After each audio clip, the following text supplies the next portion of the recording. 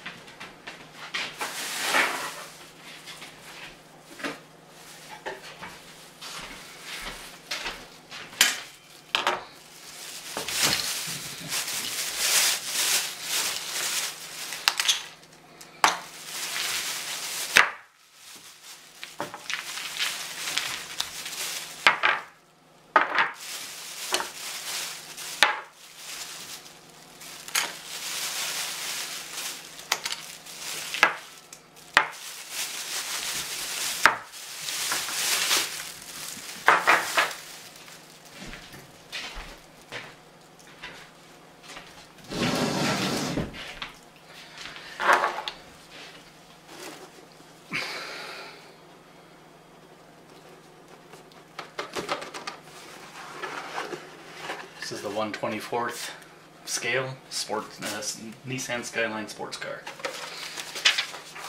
by Tamiya.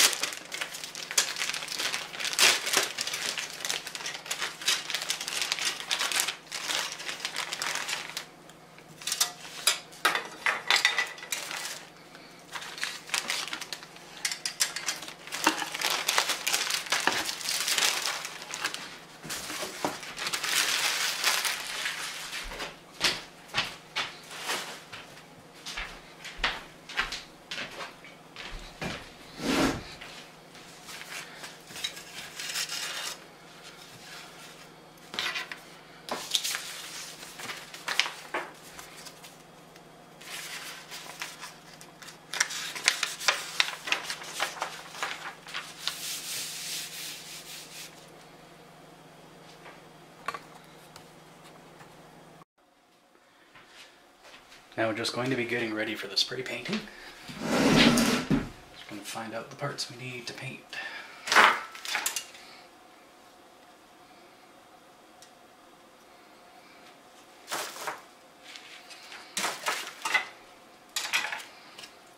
Somewhere there's got to be a hood for this thing. Ah. For some reason it's glass.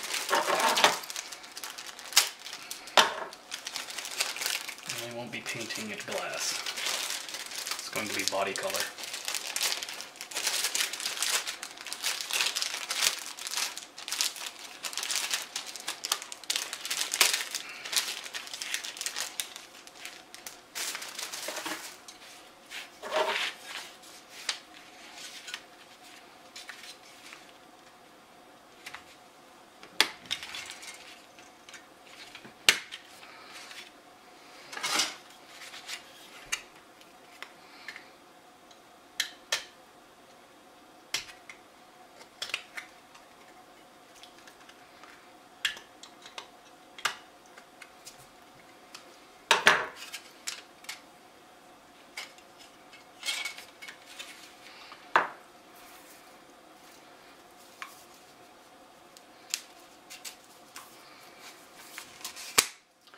This one I'm going to make silver.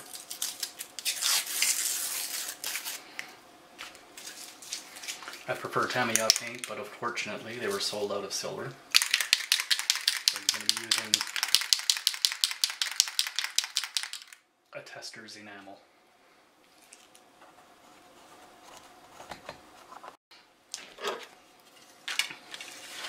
It's going to have to paint the firewall and engine bay in the body color.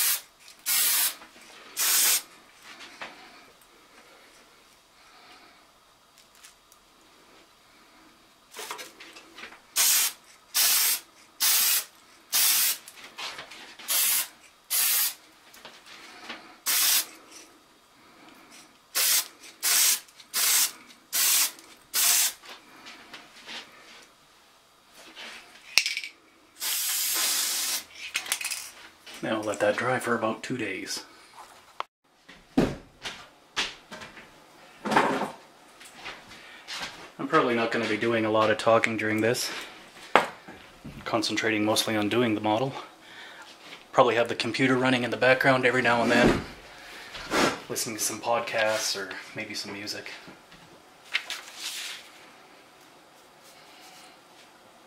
What I like about Tamiya models is they have all the paint colors listed.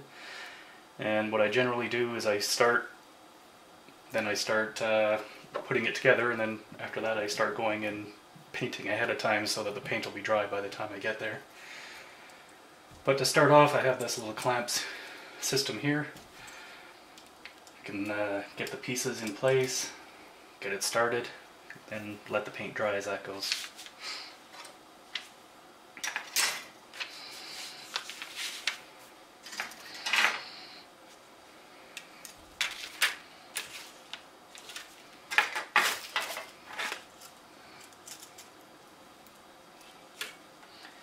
Yes, I have to wear reading glasses every now and then because I refuse to get bifocals.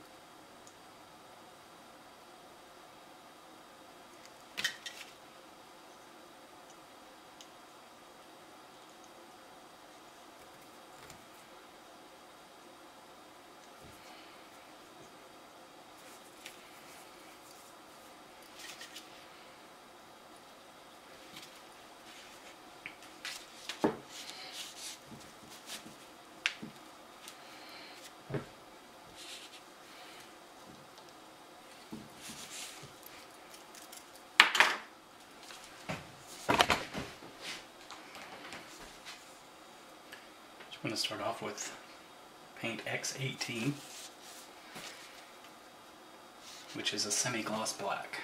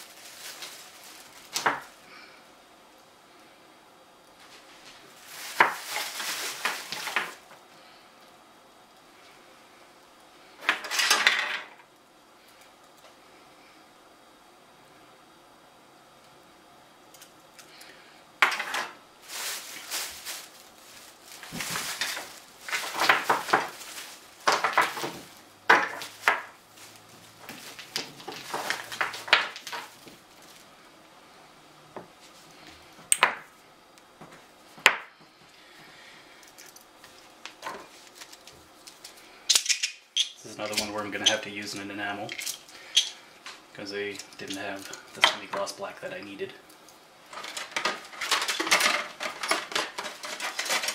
I have to shop at stores at bigger centers.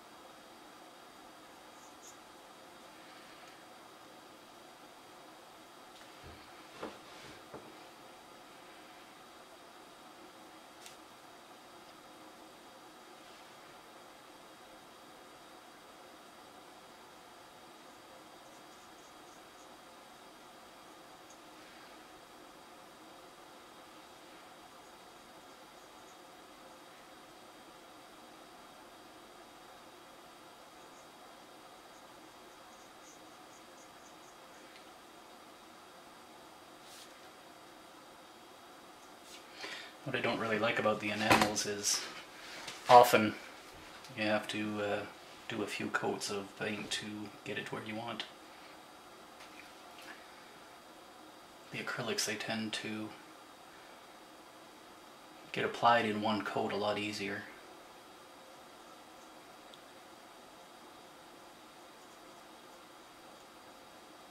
This is definitely going to be needing another coat.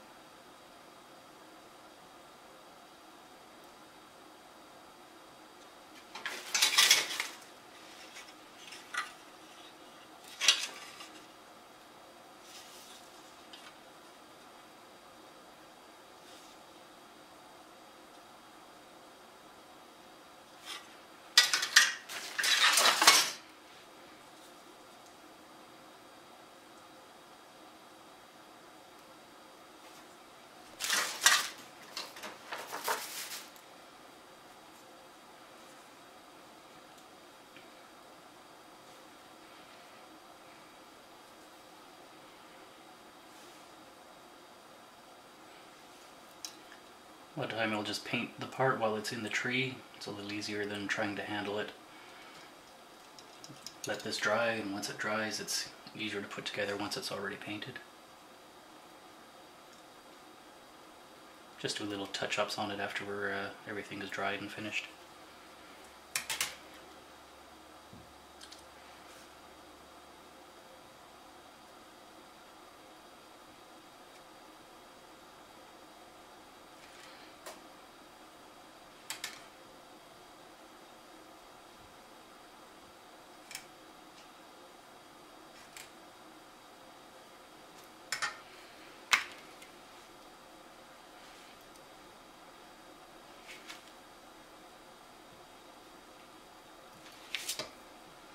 Especially as these things will be needing a couple of coats.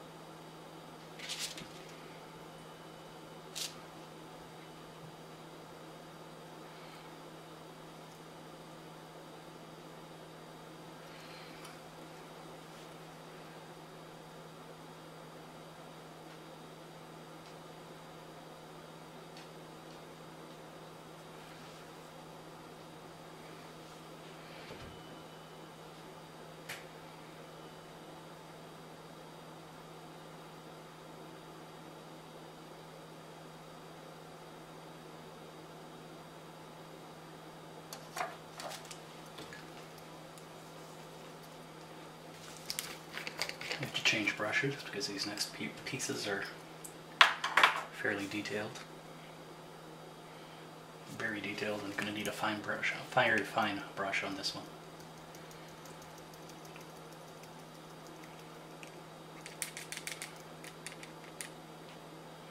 In fact, what I think I'll do is I'm going to paint the base color before I do the detail.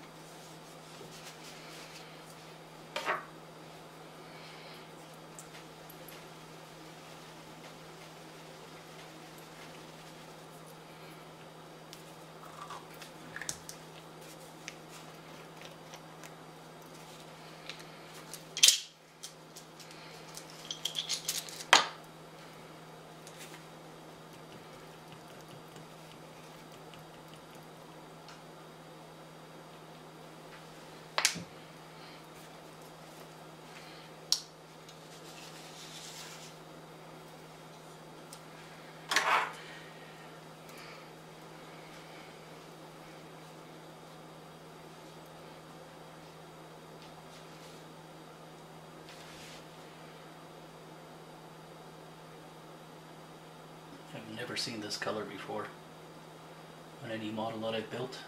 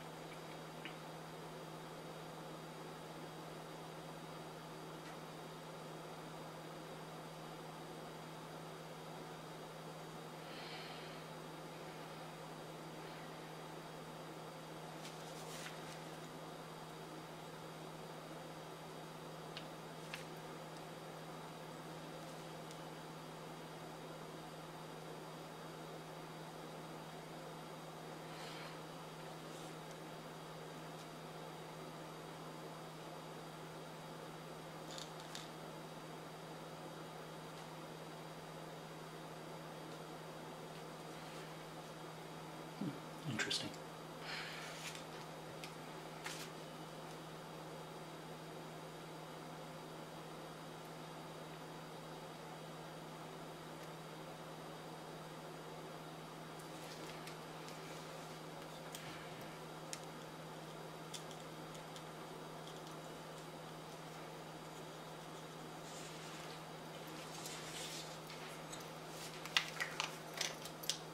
Probably I'm going to be using that color as well.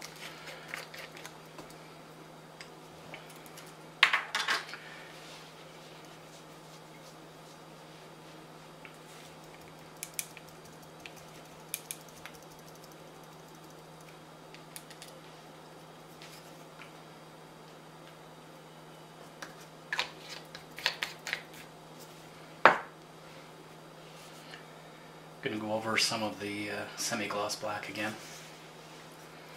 Should be ready for a second coat by now.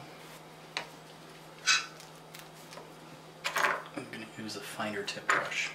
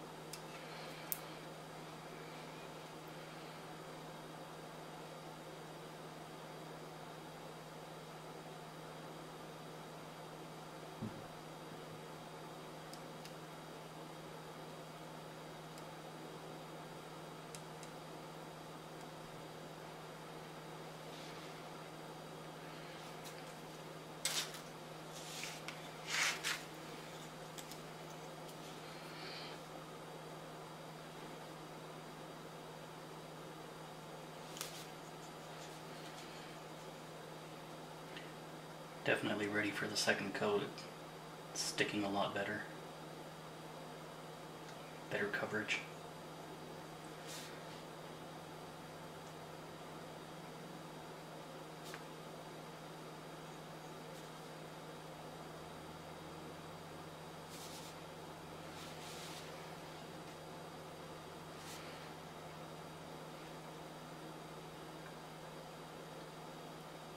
As I said, it's what I like about the acrylics is you don't generally need 2 coats. I've had some model kits when they were quite old, buy an old one from the 1970s or 60s. A lot of time using enamel paints, you'll need to paint the same thing 4 or 5 times just to get a coverage on there, because as the plastic gets older, it doesn't want to take the paint as well as newer plastic. It's something to do, I guess, with the oils and stuff of the paint coming out. Or sorry, of the plastic coming out.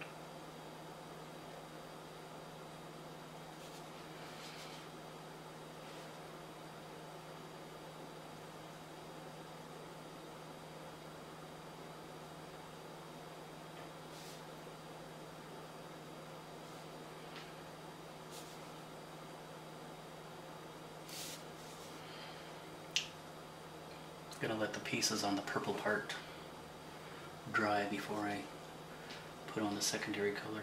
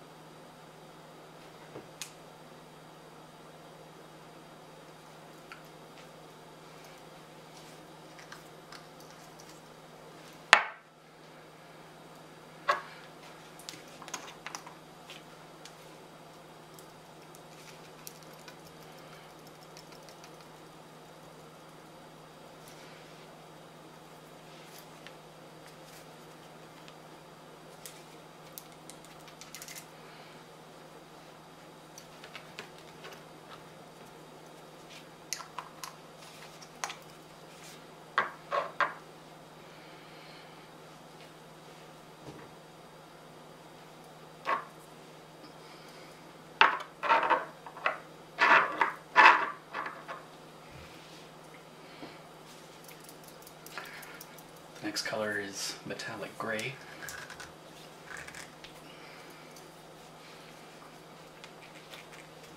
Somebody really cranked this phone on.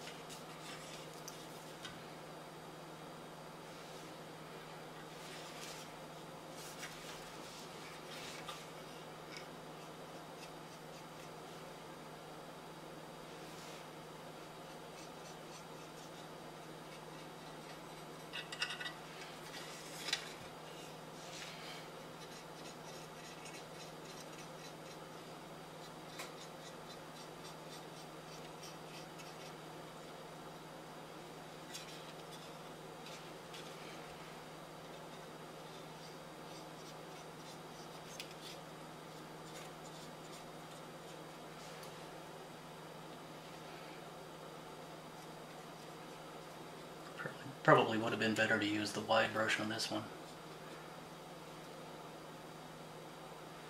It's not as detailed as it originally looked.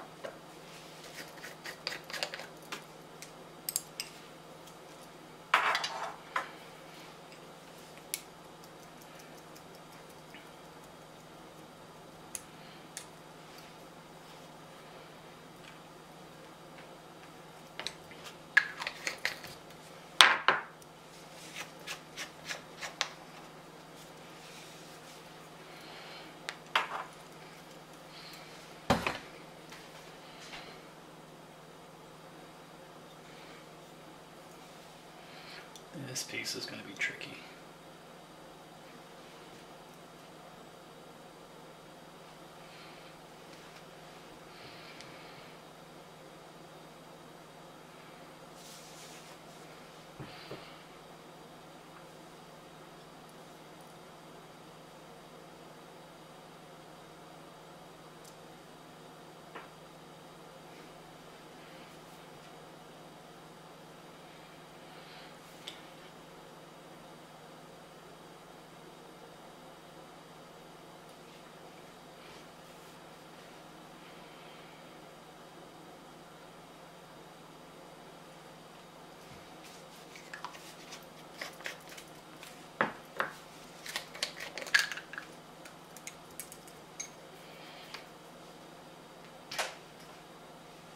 Nice.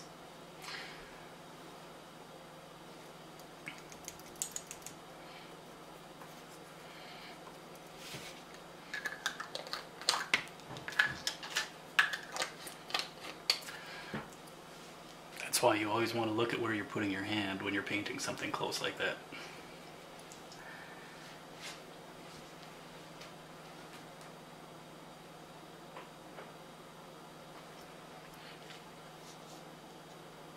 Oh, there's more purple to do with this one.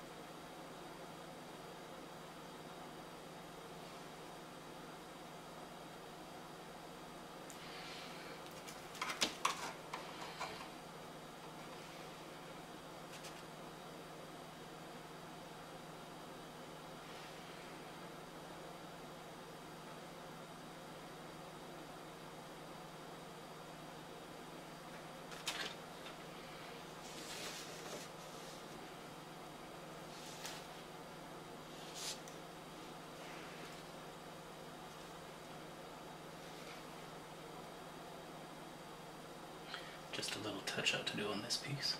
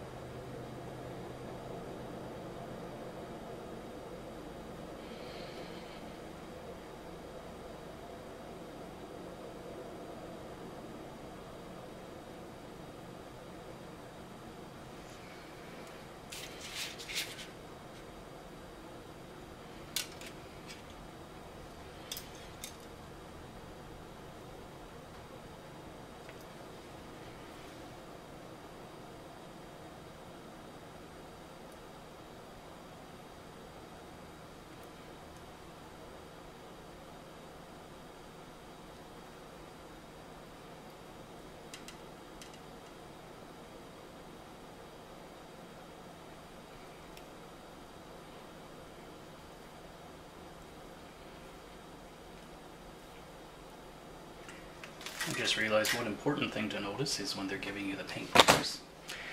Make sure X16 is not the same as XF16.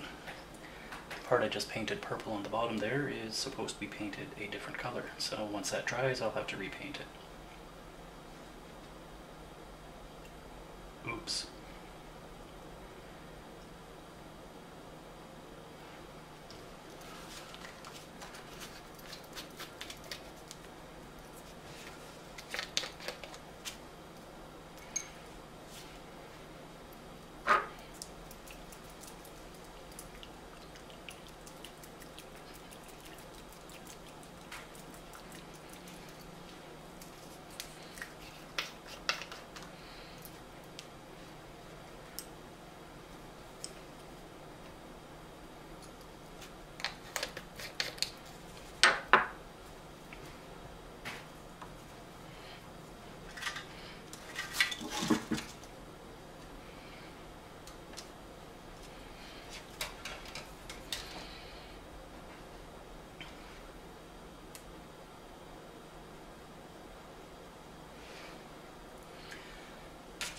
Two different colors black on this piece.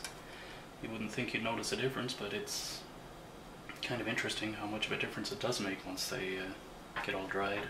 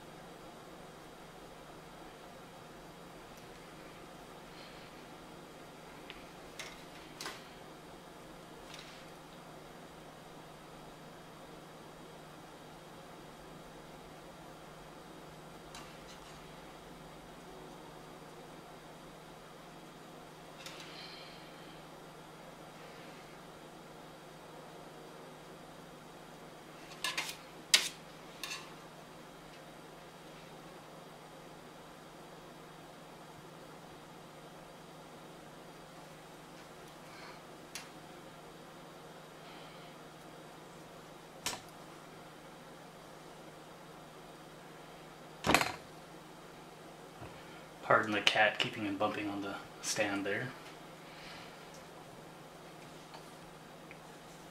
Doesn't like it when I don't pay attention to her.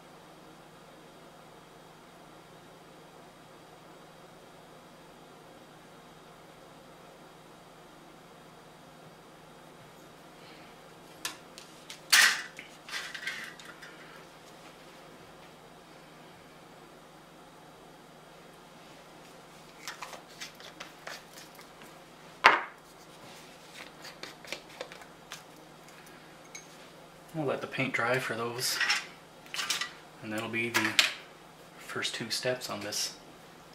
Let them dry before I put them together tomorrow, or next day. DJ and divvying out love advice, plus many, many other special guest stars are going to be dropping by, so you know things are going to get nuts. Get a front row seat to the madness of the Marina Del Rey lifestyle. Womp it up! Mondays on Earwolf.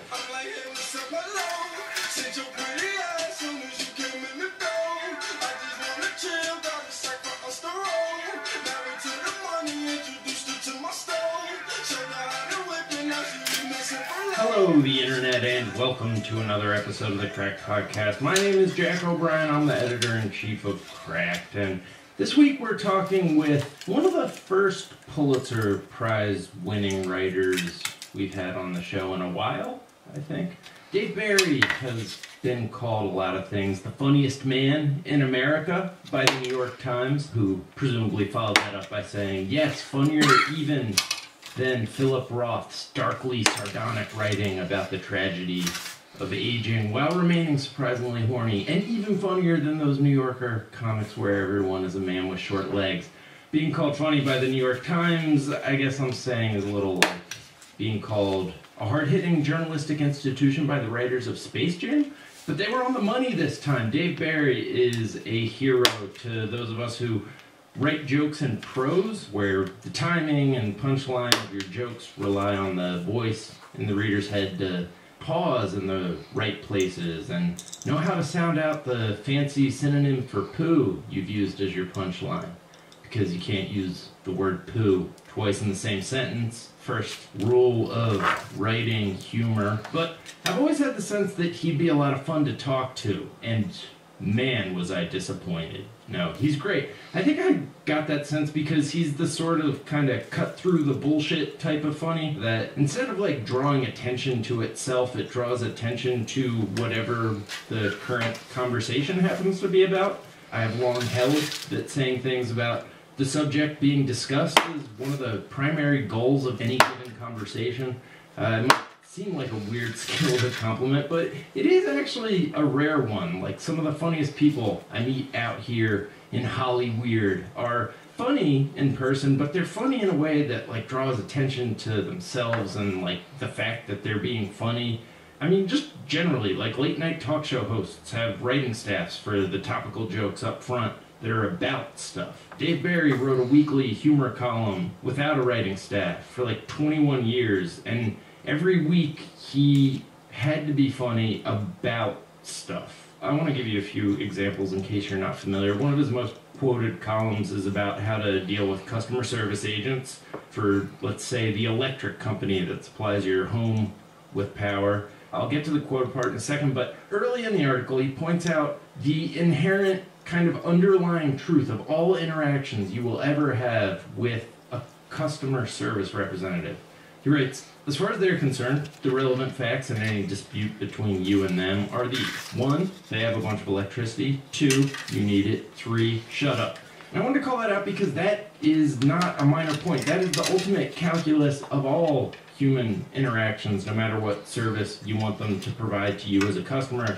And it's true of non-customer service agents, too. One of our most popular columns of the past few years is a series of harsh truths that will make you a better person by Jason Pargin, frequent guest on the podcast who writes on the site as David Wong. And the first entry on the list is, the world only cares what it can get from you. About how much of the world's confusion is caused by people who believe they deserve something because they're right and generally nice to other people. Guys in high school who complain that the girl they like is into jerks are really saying, the girl I like should want to have a physical relationship with me because I'm not a jerk.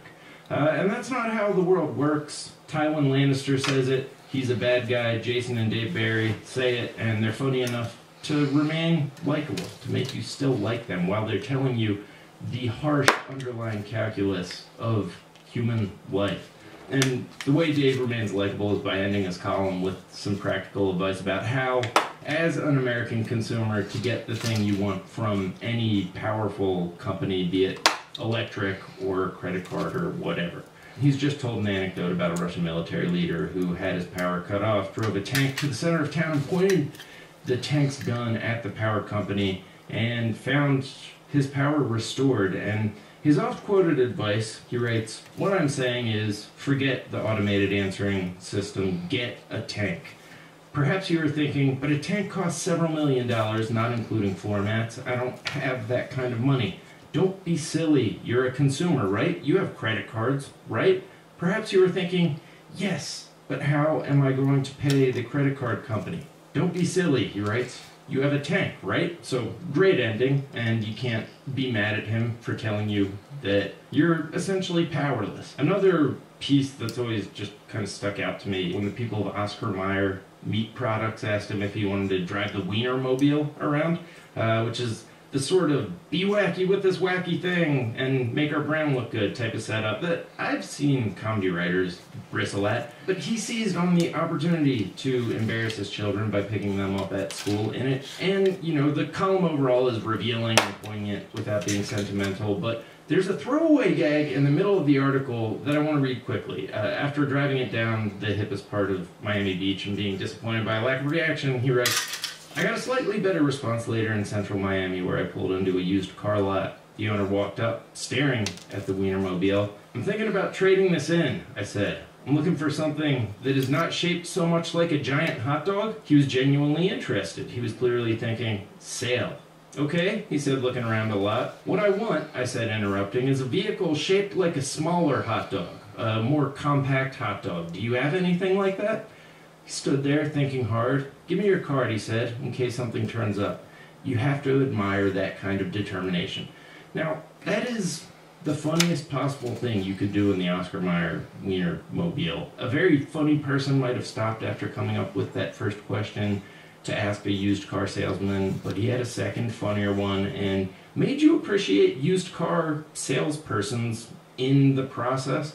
I don't know, I've heard it described as like having funny in your bones, and that sounds about right, but it's not just funny. Like, I don't know who Dave Barry's best friend is. Our conversation did as well, but would he call him his best friend? Maybe. But when, you know, whoever his best friend was before me got married and Dave Barry gave the best man speech, I bet every single person in that audience, like, laughed their ass off, no matter how old or young they were, and came away feeling like they knew the bride and groom a little better and could appreciate them a little bit more. Anyways, that's the type of guy we're talking to on this week's episode. It's me and Soren.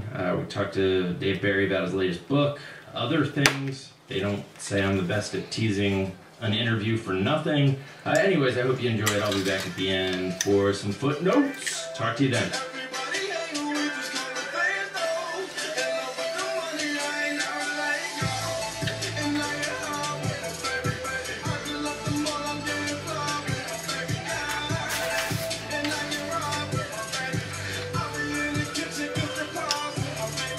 By the way, I'm joined by one of our senior editors and a big Dave Barry fan, Soren Bowie. Hi, Dave. Bowie. Hey! I think I mispronounced his name. You do it all the time, it's fine. Yeah. So let's talk about your book, Live Right and Find Happiness, although beer is much faster. Because it works out an equation, really, in the title. Right, your logic is sound, Dave. Okay, good. The title, I hate the whole, when I write a book, it's always the same book. I mean, not the same, theoretically not the same jokes, but it's always like a bunch of different essays on different topics that have absolutely nothing to do with each other, except that I wrote them and I thought they were funny. But then the publisher always wants there to be a title that has to suggest that there's an actual point to the book or a theme to the book, which there isn't, you know. And I always say, let's just call it another Dave Barry book by Dave Barry, you know, or something along those lines. But no, it has. So this one, we went back and forth for days, and it ended up being like, you know, this very long title, and it still doesn't even remotely suggest there's an actual meaning behind this book. I want to stress that. Right, but it suggests that there are words of wisdom to live by inside this book, and kind of puts it in the category of other self-help books. I would say that the only really, I mean, if I had to just distill down to the absolute essence, the two main things that this book says that are really true and that would qualify as wisdom, one of them would be you don't need to refrigerate ketchup or mustard, and the other one would be if you go to Russia, which I don't recommend, but if you do not eat the Mexican food. Those are the two things that I stand behind, that are, you know, that I view as actually useful information in this book. Even that sounds like heresy to me. You don't refrigerate your ketchup or your mustard? Let me ask you this question. When you walk into a restaurant, any restaurant in the United States, Where is the ketchup and the mustard? Well, aside from on the walls of the Play Palace at the McDonald's I frequent, I think it's just in that little bin with the little, each one is individually wrapped. No, when they have it in like bottles. Are they in a refrigerator? No, they're not. And have they ever been in a refrigerator, as far as you know? Probably not. I doubt that. Okay, there they are, sitting there in the open at room temperature, and they have been since I was a child. In some cases, the same actual bottle sitting in the restaurant. And I know it says on the bottle that you're supposed to refrigerate after opening, but that's only because some lawyer somewhere told them to do that. You never say, if the waitress brings you, or waiter brings you, a nice piping hot hamburger, you never say, can you go fetch me some cold ketchup to put on this? Yeah, that makes sense. That seems like an evidence-based conclusion that you've drawn. Because you said that a lawyer told them to do that, but that doesn't even really I'm make just sense. assuming it was a lawyer. Yeah. There's somebody terrified of something, going wrong. Probably if they're really, the legal department at the Heinz company had its way, there would be a warning on ketchup, like, just not even to eat it. Just buy it, put it in the refrigerator, and don't ever ingest it in any way. Just to be on the safe side, Right, but it makes their product worse, so there's some potential danger out there. But I'm saying there's not. There's not. I'm saying maybe one person somewhere in Zanesville, Ohio, had an issue with the ketchup once and wrote a letter to Heinz, and that's why they ended up putting that on the label. My wife sometimes puts peanut butter in the refrigerator. Sometimes. Okay, oh my God, I really hate that. And there is a kind of peanut butter, I think it's organic, where if you leave it alone, it's like slowly separates and there's like some kind of clear liquid on top and sludge on the bottom. You're supposed to mix it up, and you are supposed to refrigerate that, which automatically, as far as I'm concerned, rules it out as anything anybody should ever buy. But, what's wrong with like Peter Pan peanut butter? And probably it's, could be 60, 70% petrochemicals. I don't care. It tastes good and you don't have to refrigerate it. Dave, I don't know what you have against refrigerators. You don't want me to refrigerate anything in my house. Beer. Put the beer in the refrigerator. That's what the refrigerator's for.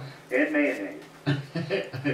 So you can see there's at least one condiment that I should keep in there. My grandmother never put butter in the refrigerator, Yeah. and it's the only house that I ever remember butter being awesome. Like, I'd always, find an excuse to butter something at her house, just because it was so easy. It's, practically a liquid. Yeah, I grew up in a house that it was eggs. We didn't refrigerate butter. We didn't refrigerate a lot of things. But then I went away to college, and we had a little refrigerator in our dorm room, and I had a roommate who thought I was crazy for doing that. And it was one of those situations where I assumed, oh, this is the real world. My family was just crazy. I think I'm supposed to refrigerate everything. Soren grew up in Colorado in a house made of blocks of ice, I believe. Yeah, and so we call it an igloo where I'm from. Sometimes people learn how to do laundry also in college. I was not really one of those people. I had this roommate, my sophomore year, his name was Bob Stern, and we still discuss this. We'd start the year, we'd arrive at college with, clean clothes, trunks full of, and then over the course of the first semester, up through the Thanksgiving break, this pile of laundry would appear, and it was kind of his and my laundry intermingled, which is, I know, disgusting.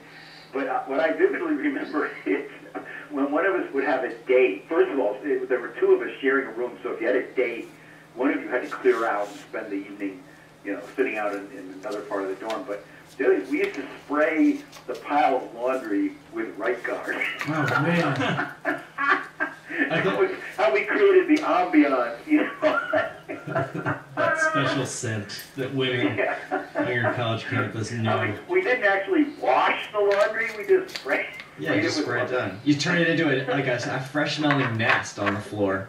I don't even know. I don't even think about what was in there. Look at if microorganisms were festering in that pile of laundry. But Yeah. At a certain point in college, a girl I was dating introduced me to Febreze, and I think immediately regretted having done so because I just assumed that meant that I never had to wash clothes again, because it just kind of takes the scent. And it's pretty effective. You can get away with that for years, really. Febreze, that's good. Yeah. My son, when he went to college, I remember going to visit, and he was in a dorm suite with three other guys. And first of all, there was laundry everywhere. It goes without saying, it was disgusting. But they had this stack of pizza boxes.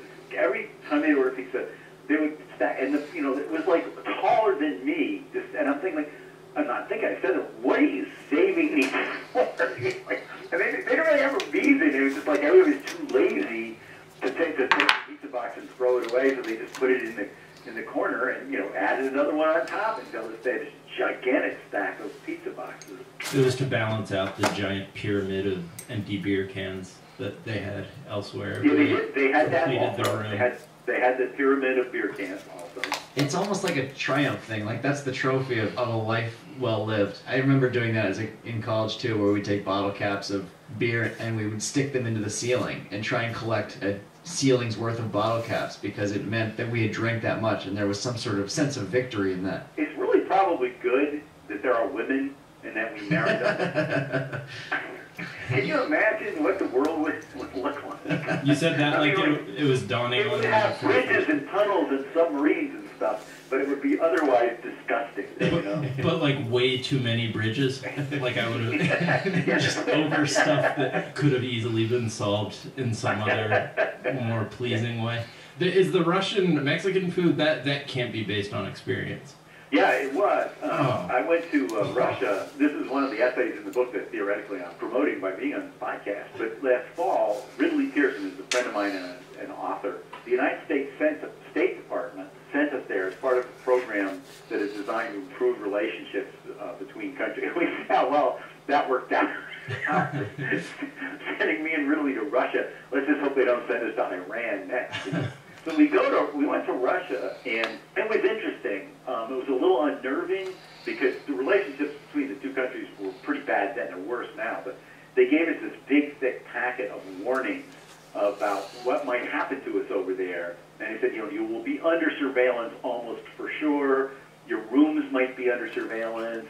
You might be hassled by the authorities. And we actually had a few incidents over there where either we were almost directly confronted or we were intimidated, and we're almost positive they were watching us and listening to us. But at one point, we were in Moscow, and we were tired. We'd done some event at some university, and we decided to eat at the closest restaurant to our hotel, which was a Mexican restaurant. And it's not really Mexican, it was run by Russians, and they do not have a flair for Mexican food. So we go in there, and I had what I later realized was a weaponized chimichanga. And I developed the worst diarrhea, global thermonuclear diarrhea as a result of this. I'm pretty sure it was a result of that. So if they were listening in on my hotel room, whoever had that job is probably in therapy now. But anyway, so I'm saying no to the Mexican food in Russia. I can't imagine that the Russian therapy is much more effective than the Mexican food. It's like, they probably just shoot you in the head. And you said you went there with Ridley Pearson? Yeah. And you were in a band with Ridley Pearson, weren't you? That's good. You have done your homework. Yes, that's in fact how we originally met. We're in a rock band of authors called the Rock Bottom Remainders. A lot of good authors in the band, but we're not a very good band. Rod Blood Jr. is one of our members, describes our genre as hard-listening music. Which I think it's pretty accurate. So anyway, Ridley's the bass player, so he and I became friends over the year. We actually wrote some books together, so that's what we were talking about over in Russia. That's amazing. Two Russians. Yeah, Stephen King was in that band, and Stephen King, yeah. Amy Tan, Matt Groening. That's like you're like the traveling Wilburys of literacy. Yeah, if the traveling Wilburys had absolutely no musical skills. Well, you rely on your lyrics, I suppose. Not even. We don't even remember those. We're trying really hard to remember what chord we're supposed to be playing. Turns out, I don't want to get technical here, but songs are broken down into these musical things called chords. And your really good bands, everybody in the band is playing the same chord at the same time. I'm lost. And that is our weakness. I call it the rumor method. We're all up there playing something, and then a rumor goes around the band that there's been a chord change. Everybody switches to a new chord, but not at the same time and not necessarily to the same new chord. But we have a good time. I want to stress that. We have probably a lot more fun than the audience does. It seems like there are a lot of members. It's like a big band. It changes size constantly. The makeup of the band changes with almost every performance, so it can be pretty random. We played though with some really good musicians. Yeah, you had Bruce Springsteen sit in, didn't you? Bruce Springsteen performed with the Remainders in Los Angeles, and I had to ask him. He came on stage when we were down to our last song, and I handed him my guitar because I wanted to be able to say that my guitar was played by Bruce Springsteen. And our last song is called Gloria, which everybody knows Gloria. It's the world's simplest song. And my joke is that if you throw a guitar on the ground, it will play Gloria all by itself. So I had to ask Bruce Springsteen, though. I said, Bruce, do you know Gloria? He goes, I think I can handle it. And he was actually pretty good. We'd probably let him be in the band, except that he never wrote a book. That's sort of the most humbling thing, is to watch somebody else play your guitar very, very well, because you realize that it's capable of making good noise. But it's not just Bruce Springsteen, and he did do that. He played these licks, and I'm going, I wonder how he did that, because I know that guitar. but it's when the technician, because we're not good, but we act like we're a good band, and we have sound guy, and when we go, roadies set up our stuff for us. But it's very depressing to watch the guitar tech guy pick up the guitar that you're going to later on flail away at incompetently and watch him tune it and then go like blazing riff just to check it out, see if it's working okay. Just in case you want to hit 60 miles an hour on that thing. He wants to make sure that the tires stay on. That's great. Exactly. And I always want to say, there's no danger, sir, of me doing that to that guitar. There's something about talented writers that makes them want to be less talented musicians. Is there precedent for that? Well, our team is like half in a musical band, and they're pretty good, actually. Oh yeah, to your rock bottom Remainders, we have a band at Cracked among the Cracked staff of the writers, performers, and editors here that Jack and I are not a part of because we're the least musically inclined, but they're pretty good, actually. Yeah, we'll have an assignment due, or like an important meeting, and I will be told, well, but that's when band practice is, and band practice is the immovable object in everybody's schedule. That's probably their secret, is they practice. I've been told there are bands that do. They practice the song ahead of time and then play it.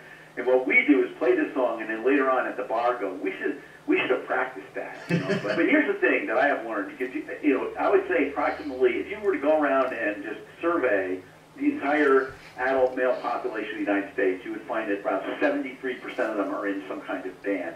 There are so many bands, and they all, just what you said, they're not bad. You know what I mean? There's a lot of them that are not bad. And the real disease is lawyers, doctors, dentists, they make a bunch of money, and they all wanted to be in a band. Everybody always wanted to be in a band. And suddenly they go to Guitar Center and buy like $5,000 worth of gear. And the way stuff is now, you can be really pretty crappy and sound fine. And so a lot of bands are okay. There's a million okay bands.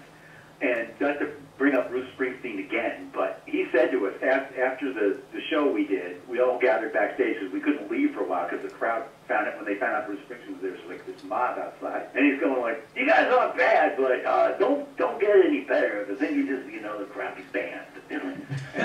And I once emceed there was a battle of the bands down here at a Jewish community center. And it was one of those things where all the bands were accountants and they were doctors. There were all these guys in their 40s and 50s who had bought all this equipment. And I had all these jokes prepared because I was the MC. And the jokes were like, by day they're dentists, doctors, and lawyers. Tonight you're going to find out why they're dentists. That was the kind of joke. I was like, let's poke a little fun at ourselves. And it did not work at all. They're like putting headbands on. They're dead serious. They thought they were great. They all thought they were great. So it's a disease out there, I think. This was their launching pad. Their career had been a circuitous route to get to this. And they could never find an audience. And the reason they can never find an audience is they're really not that good. Even really good bands have trouble finding audiences. So, and it was like their families came and that was it. As each band finished, they'd leave and then that part of the crowd would leave with them because nobody really wanted to hear all these other bands. So anyway, the one thing the rock bottom Remainders we have going for us is we have never said we were good, and we don't think we're good. Yeah. And the reason is we're not. I think there's real charm to that, to being a band that's not any good at all and acknowledging that you're not good, because there are a lot of actors and people who have found success in other quadrants of their lives that have then tried to be in bands, like Kevin Bacon and Bruce Willis. And if they would just right off the bat say, "Oh no, we have no intention of being great." Yeah, exactly. And they're not. And they're again, Kevin Bacon, Bruce Willis. Bruce Willis's band is actually pretty good. The drummer for his band is also the drummer for the rock bottom Remainders. We have a ringer drummer. Stephen King. But, you know, the thing is, none of them are that good. I don't know, it's a disease. Everybody wants to be a rock musician. And the thing is, most musicians, I know a bunch of musicians, most of them are struggling. Even really good ones, it's really hard to make a living that way. When you're hanging out with authors like Stephen King and Amy Tan, do you feel like what you do is closer to Matt Groening or the novelists, the people who write? Because what you do is sort of a lost art form in the sense that you write prose that is humorous, as opposed to most of our other great comedy writers these days are writing for The Simpsons or Parks and Rec or television. I guess, how do you think of yourself? Do you think of yourself primarily as a writer of prose or a writer of jokes? I think of myself more as a writer of jokes. And I think that if I had come along 20 years later, I'd be writing for, because there are some terrific, fantastic comedy writers. They're all writing for, as you say, exactly right. They're all writing for television now. And they're good. They're really good. You know, whoever writes Modern Family is really good. Whoever writes all those shows, you know, they're phenomenal. But they can't do what I did because it doesn't exist anymore. People don't, you know, read long-form prose humor. I'm still writing it, but nobody reads it. So I think of myself more like Matt when the band is hanging out than like Scott Turow, who's, you know, a great guy and everything, but he's a novelist, and I'm not. You know, I have written novels, but maybe when I write a novel, it's because I think I have a funny idea, and a novel will be a good way to get it across, not because I think I'm a great novelist. So something we've talked about in the past is differences between generations and sort of how different one generation can be from the next. And I guess that seems strange to me because your columns are so different from what we would have gotten if you were one writer on The Simpsons. And I think I have a much clearer sense of your voice reading a column or article or long-form prose from you than I would if you were just one of many writers on The Simpsons. Do you feel like it's just a sort of accident of the way that entertainment evolved and technology evolved, or do you feel like there's some difference between people who were adults in the early 80s compared to people who are adults today? I think it's more the former than the latter. That is to say, it's more that it just happened. And you're absolutely right. I mean, if I were writing for The Simpsons, it would be a completely different thing I'd be doing. I've done some, not that exactly, but I've done some collaborative projects. I wrote jokes for Steve Martin when he was hosted the Academy Awards, written some screenplays and stuff. And you don't get to do what I got to do, which is just be me and say, here's what I think is funny. Those people now, there are people like that. They're mostly bloggers and tweeters, and you recognize their style and you get to know a little bit who they are. But if you want to make money, if you want to be a successful professional humor writer now, the technology sort of dictates. It's going to be in some electronic medium. It's going to be most likely television, and in that, because of that, it's going to be most likely collaborative. And if people are laughing, they're going to be laughing at some voiceover guy or some actor who's delivering the lines you wrote with some other people, but it's going to be him. You know, he's going to be the voice, not you. And I feel lucky that when I came along in the early 70s, which is when I really started writing my column, newspaper column writers were a big deal. There's Art Buchwald and Mike Royko and Russell Baker and Irma Bombeck, and they were stars, and they made good money in the newspaper business anyway, and they were well known. And I kind of caught the tail end of that and benefited from it. I don't know how you do that now. I mean, there are people who are really famous on Twitter, and some of them are really funny, but it's kind of hard to get it together and see it as one body of work. It's also probably harder for them to monetize it, to make a living at it. So we end up with a lot of great collaborative stuff. I think television is funnier today than it's ever been, and in a lot of ways better. Than, there's all these shows, my God, not just the comedy shows, but shows like Justified and Breaking Bad, and, Mad Men, just terrific shows, better than almost anything the movie industry is putting out, much quicker and lighter on its feet and more adaptable and more chance taking. But all of those things are collaborative, and to be a writer in that environment is really, really different from what it was when I was starting out in print, not just in newspapers but in books too. Print was still a big deal for humor writers, and it just isn't anymore.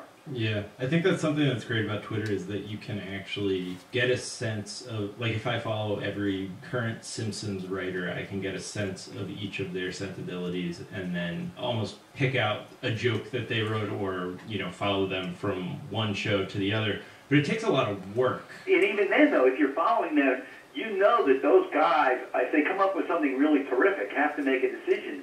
Am I going to tweet this out, give it to everybody in the world right away for free, or am I going to save it and use it in, in my job? It's difficult. We do have I should just say, and this will sound like I had planned this whole conversation to rag about what Cracked does, but we do have a columnist section of our site that has some pretty great columnists. Soren had a weekly column for a long time, and Dan O'Brien, one of our founding members, had one, and Sean Brady, and a bunch of other people.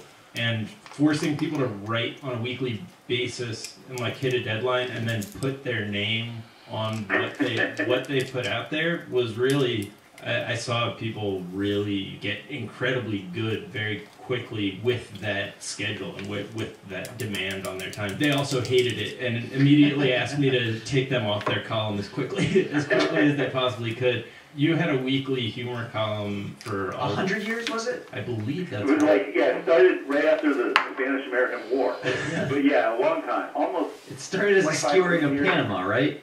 It was a long time. The thing about when I did it was that was considered lightweight because I only wrote one a week, which was a great deal I had with the Miami Herald, and it freed me to be a different kind of columnist from most. I mean, most columnists had to write 3 or 4 or even 5 a week. And you can't do the same thing I was doing at that pace. You just can't do it. You're going to not be as funny. You're not going to try to be as funny. And I'm not saying that every column I ever wrote was funny. I hope that didn't sound like that.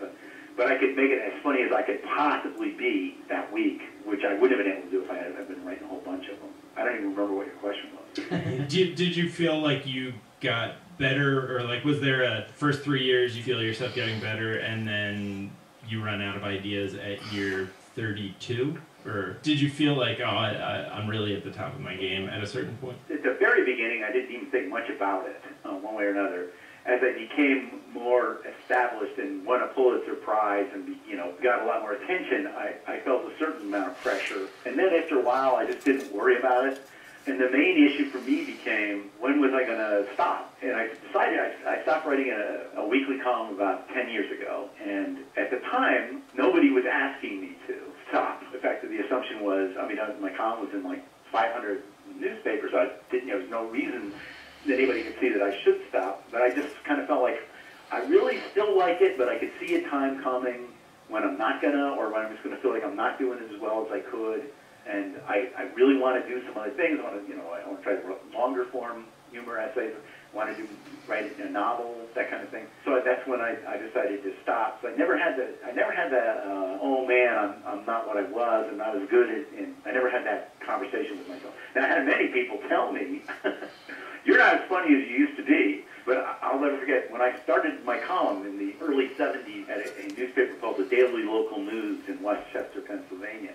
I was a reporter. I wasn't being paid to write humor, but in a little paper like that, you could write a column if you wanted to. And so I started writing this little humor column, which I thought was funny. And the third one ran the night of the Daily Local News Christmas party.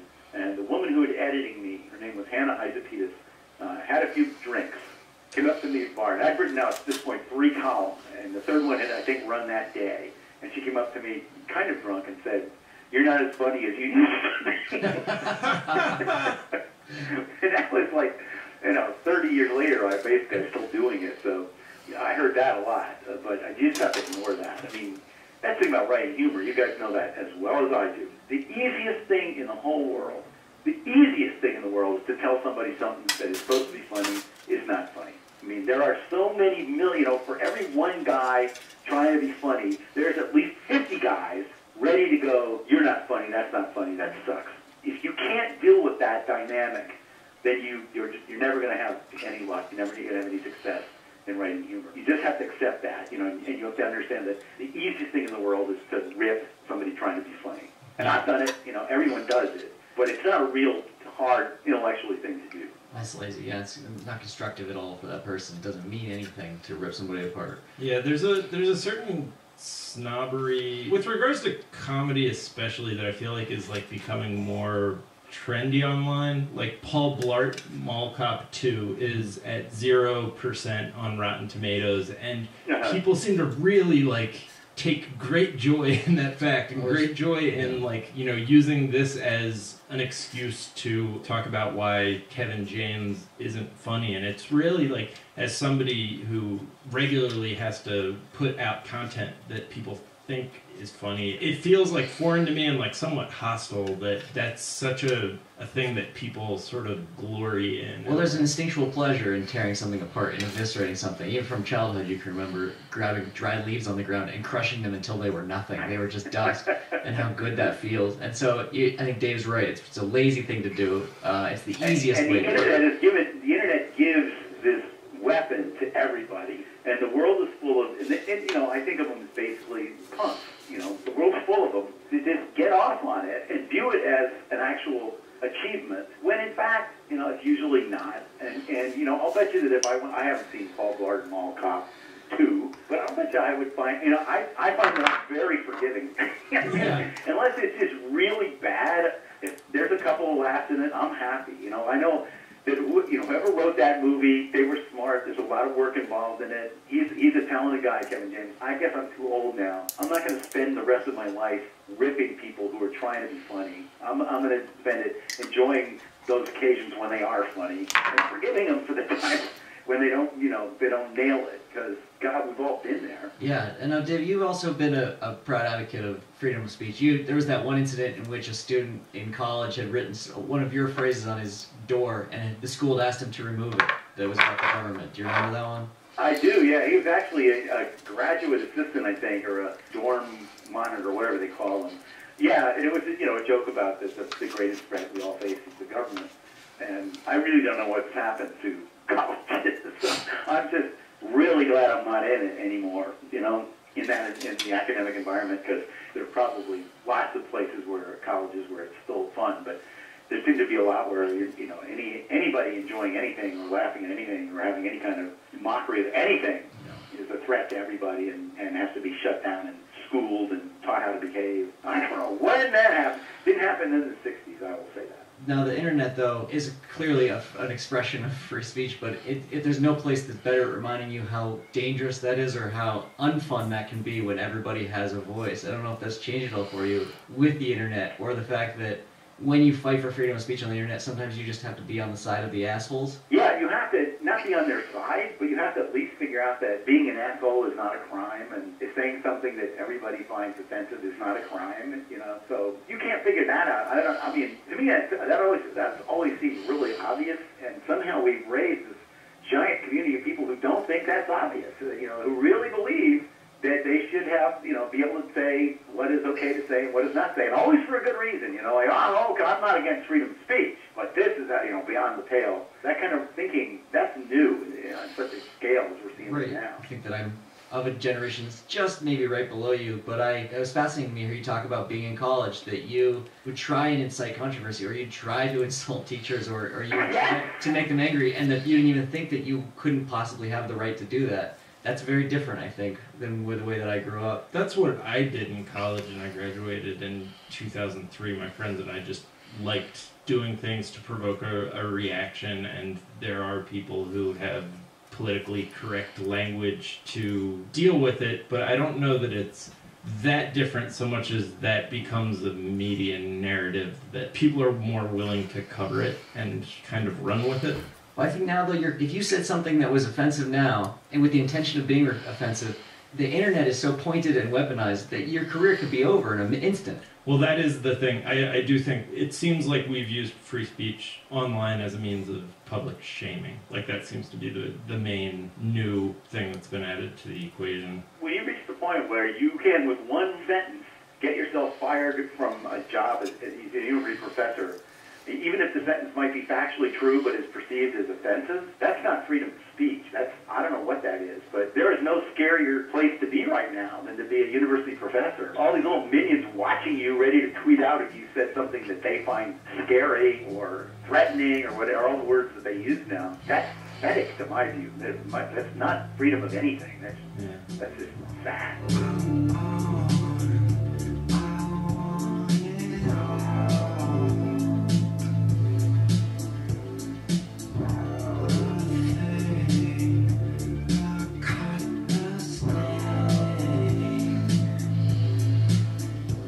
Guys, you ever wonder why the facts that you learn about history in movies tend to stick better than the ones that you learned in history class? It's a little something called dopamine. It's a chemical in your brain, and I am selling it out of my trunk for this week only. No, dopamine is what makes learning new skills stick. It's basically a chemical your brain produces when you're interested and enjoying something, and the more dopamine you have flowing through your brain, the more a skill or a fact or something that you're learning sticks. And that's why you need experts teaching you new things, and that's where lynda.com comes in. Lynda.com is used by millions of people around the world, has over 3,000 courses on topics like web development, photography, visual design, business, software training like Excel, WordPress, and Photoshop, and can make you interested in all those subjects so your brain is just drenched in the old dopamine. Here's some of the courses that the Crack staff has tried and loved. Photo restoration techniques, marketing research fundamentals, foundations of branding for designers. Do something good for yourself and learn something today. Oh, and sign up for a free 10-day trial to lynda.com by visiting lynda.com/crack. Guys, this episode is also brought to you by Loot Crate. Are you up on all things gamer, comics, or pop culture? Do you like finding Easter eggs in your favorite games and TV shows as much as we do here at Crack? Then this is the subscription box for you. They basically get you up on all cool things, extras, vinyl figurines, t-shirts that tie into your favorite stuff. February's box had Ready Player One, which is the novel that Steven Spielberg's next movie is going to be made about. It would be like getting in a box Jurassic Park in 1990 before anyone had read it or even knew it was going to be an incredible world-changing movie years down the road. And if you go to lootcrate.com/cracked and enter code CRACKED, you'll save 10% off on any new subscription to Loot Crate. Each month's box is curated around a specific theme, and May's theme is Unite, in honor of Marvel's Avengers, but it'll also pull in stuff like Power Rangers, Rick and Morty, Team Fortress, and I'm assuming the Dream Team, but maybe not. You've got until the 19th, so get to it. Go to lootcrate.com/cracked and take a look at some of the cool stuff you can get. After you're thoroughly impressed, use promo code CRACKED to get 10% off. That's lootcrate.com and enter promo code CRACKED.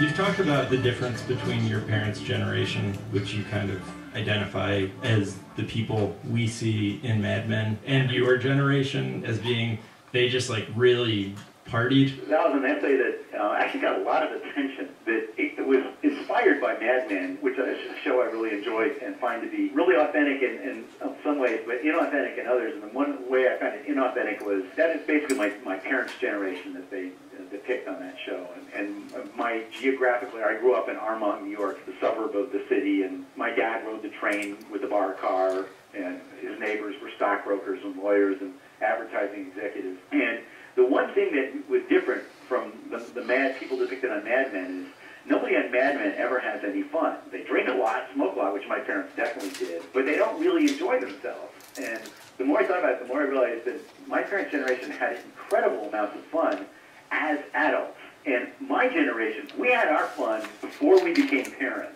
We were the 60s, we all did drugs and all that in college, and maybe some after, but then when we became parents, we turned into the baby boomers, which is like the most stick-up-the-ass generation ever in some ways. Absolutely unable to take any risks with our kids about anything, or let our kids take any risks at all. And my parents were so not like that, and that generation was so, I'm not sure, I still don't know how they raised us to be such ketchup refrigerating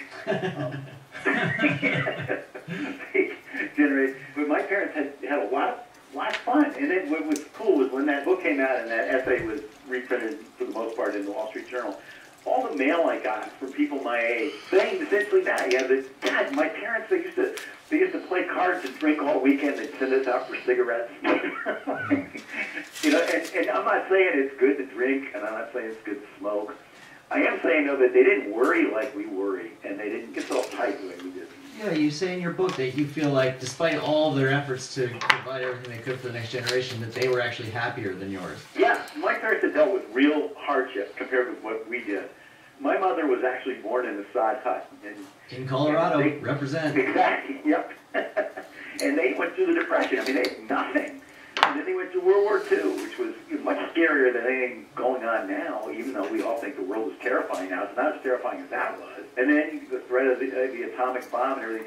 And so I guess to them, they dealt with all that. The idea of raising children, they didn't view that as like the ultimate scary test of your ability to be a human being. They viewed it as something that everyone has been doing for millions of years, and we could do it too. Somebody had a good line, or somebody wrote me a letter and said, we always worry about whether our kids are having fun. See, my parents worried about whether they were having fun. That's right. Yeah, like we've talked in the past on this podcast about this thing called the electoral bellwether, where there's like this exact center point of the population where if you go to that county, it's like a perfect representation of how the nation as a whole will vote. It's almost like the point that you would balance the population on if you had to find the center in geometry class.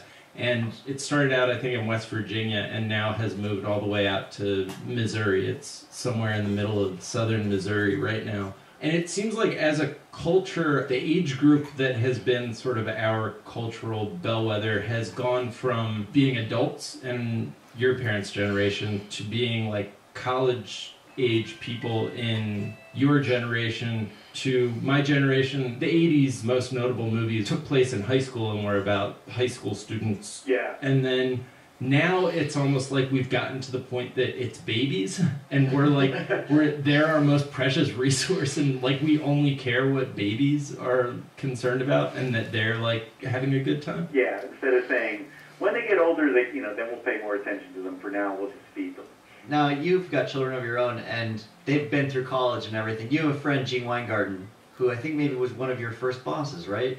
Yeah, now he's in D.C. He's a writer, but he was the editor of the Miami Herald Sunday magazine, Tropic magazine. So in 1983, he hired me to come down to Miami. He's got a wonderful essay about his daughter going away to college and what that does to him, and how they fight a lot more and he just sort of has to let her go. I don't know. Our parents didn't think of children as necessarily it wasn't their forefront of their mind, or your parents certainly, but in your own life, did you feel that every single stage of your life that you were going to potentially mess up this kid? I've gotten better about that. I mean, I have a son now, he's 34. I'm a grandfather, so he's got a kid. And he was my first kid, and when he was young, I think I was much more worried. I now have a daughter who's 15. Oh, wow, you have a millennial.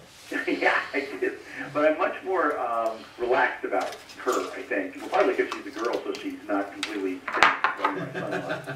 And I'm older. I'm a lot older, and I've come to realize that most of these things just work out, and that you don't really have nearly as much control as you think you do. Younger parents, and I'm around them a lot because I'm an older guy, but my daughter's friends' parents are, for the most part, 20 years younger than I am. I think they tend to be more convinced that everything they do is going to affect their child for the rest of his or her life, and so what preschool they get into, what middle school is going to affect what college they get into, and I've learned that none of that really is true, that for the most part, your child was born with whatever personality he or she is going to have. You're not going to really affect it that much, and if you keep them healthy, and have reasonable expectations from them, they'll do fine. But things like what specific middle school they go to, whether they take piano lessons or not, these things are utterly unimportant. And the more time you spend obsessing about them, the more disappointed ultimately you'll be, and you're just more nervous you'll be, and for no purpose whatsoever. I mean, you will not control your child's life, is what I guess I've learned.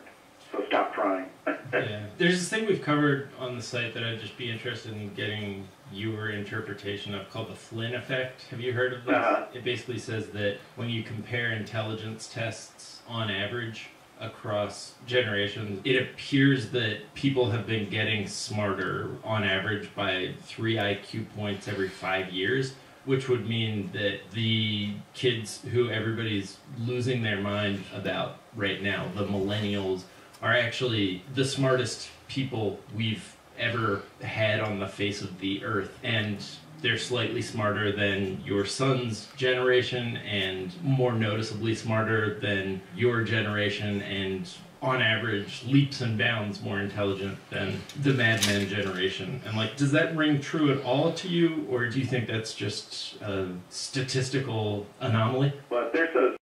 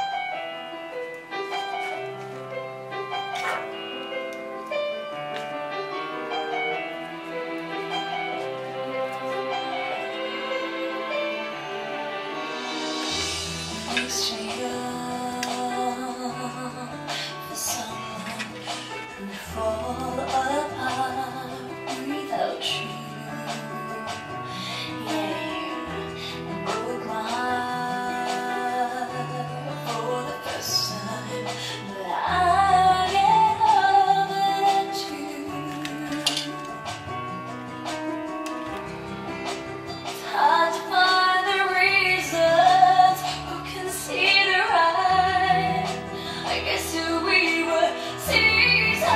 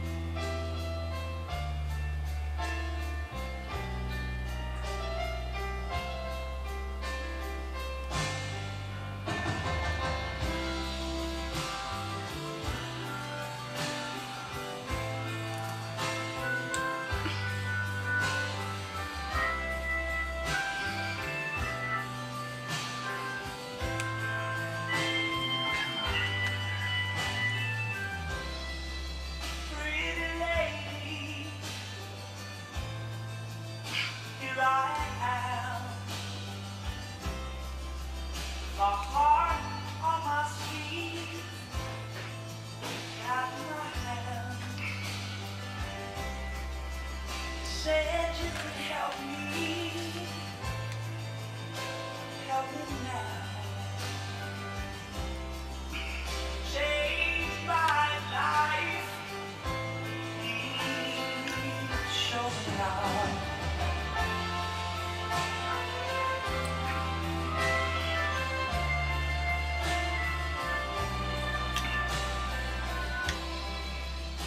Face of clay,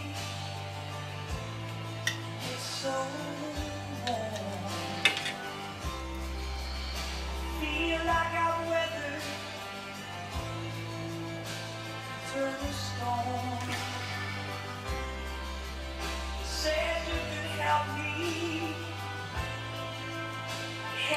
now. Change my life, please show me how.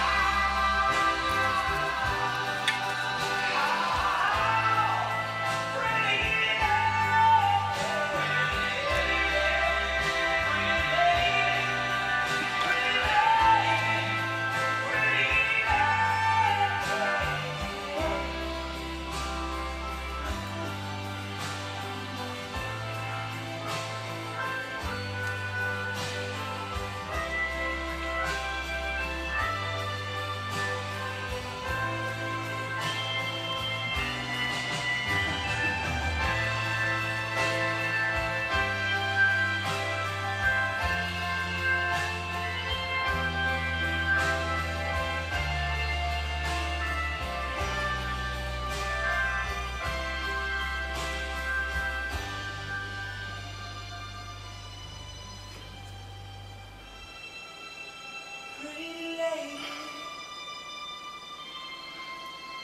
here I am,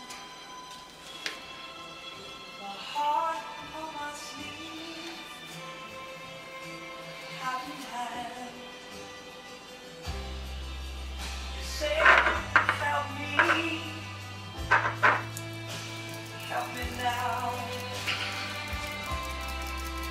Change my life, please show me how.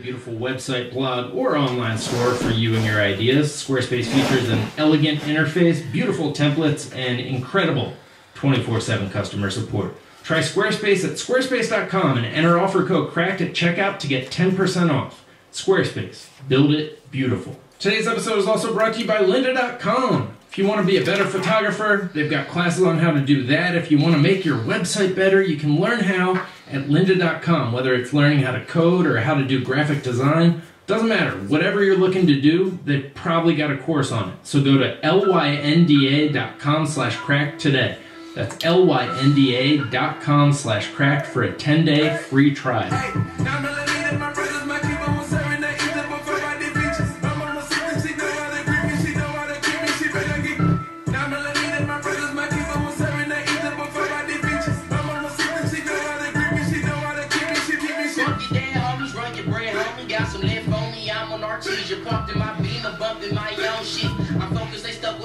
Hello, the internet, and welcome to another episode of the Cracked Podcast. My name is Jack O'Brien. I'm the editor-in-chief of Cracked, and this week we're talking about California. And hold your applause, because I think we even end up mostly focusing on Los Angeles. Even better, right? Those Red Hot Chili Peppers albums about the idea of California writ large, they left us all wanting more, right? That's not just me. No, if that sounds kind of aggressively uninteresting to you, don't worry. If my 24-year-old self heard my 34-year-old self say, I was psyched to talk about LA and California for an hour, I would have been like, what the fuck happened? You changed, man. First of all, because I've never been impressed by time travel, meeting myself from the future. It's always just been something I take in stride. But also, I spent most of my adult life fervently, almost militantly uninterested in hearing what people from LA had to say about LA. I thought the Red Hot Chili Peppers' musings on the idea of California deserved to be the final word on that subject. And I also thought those lyrics sounded like a drunk person trying to plagiarize a poem he didn't really remember. And the poem is that 90s song, I'm a Scat Man. I think I also resented how fascinating the people who made movies found their hometown, because I've seen the Nicolas Cage movie City of Angels, which, if you're not familiar, asks the question, now, what if City of Angels wasn't just a nickname us stupid people use when we want to call our city something with more syllables, and instead was a literal, true statement about how Los Angeles is just lousy with angels. And I want you to take a moment to appreciate how desperate to talk about your town and completely out of anything to say about it you would have to be to make that movie. Like, they've made so many movies about New York without resorting to, what if it was secretly a literal Big Apple and Meg Ryan found out and fucked it? That's how she deals with the angel sitch in City of Angels. Anyways, I eventually found a few movies with really interesting ideas about LA and California, like we all do. Chinatown, LA Confidential. And I've also accidentally come across some really interesting facts about the state just in the course of researching articles and podcasts and just general editor-in-chiefing. And the interesting ideas usually tend to be about how deeply fucked up LA and California have been historically and continue to be to this day. So that's what we're going to be spending most of our time on. For instance, I'd heard somewhere that despite World War II and all the well-documented shit that went down in the 20th century, it was the decade that you were least likely to be murdered in, and that turned out to be true. I think we talked about it in a past episode. History was a horrifying nightmare we're all slowly waking up from. But while I was researching that, I kept noticing that Los Angeles and San Francisco always seemed to be like 3 times more murdery than the rest of the cities. I mean, we all grew up watching movies where New Yorkers murdered each other for sport and business and pleasure. And according to statistics, LA was just a slasher film during those decades. And there's also the fact that LA was the site of one of the most extensive public transit systems in the world in the 50s, and then the site of a real film noir caliber conspiracy where big companies came in and tore the tracks out of the ground so everyone would have to start buying and driving cars. And I edited an article a few years ago about massive secret operations hiding in plain sight and found out that LA is secretly a giant oil field. The city is full of oil rigs disguised as buildings pumping away behind what is essentially like a movie set designed to look like a normal city. But yeah, literal oil rigs. The small mini Eiffel Tower looking things. From There Will Be Blood, or the Houston Oilers logo, or the Beverly Hillbillies if you're super old. And if you are super old, that story, like of hillbillies finding oil somewhere else and moving to Beverly Hills, was probably propaganda to throw us off the scent that Beverly Hills is just a giant oil field.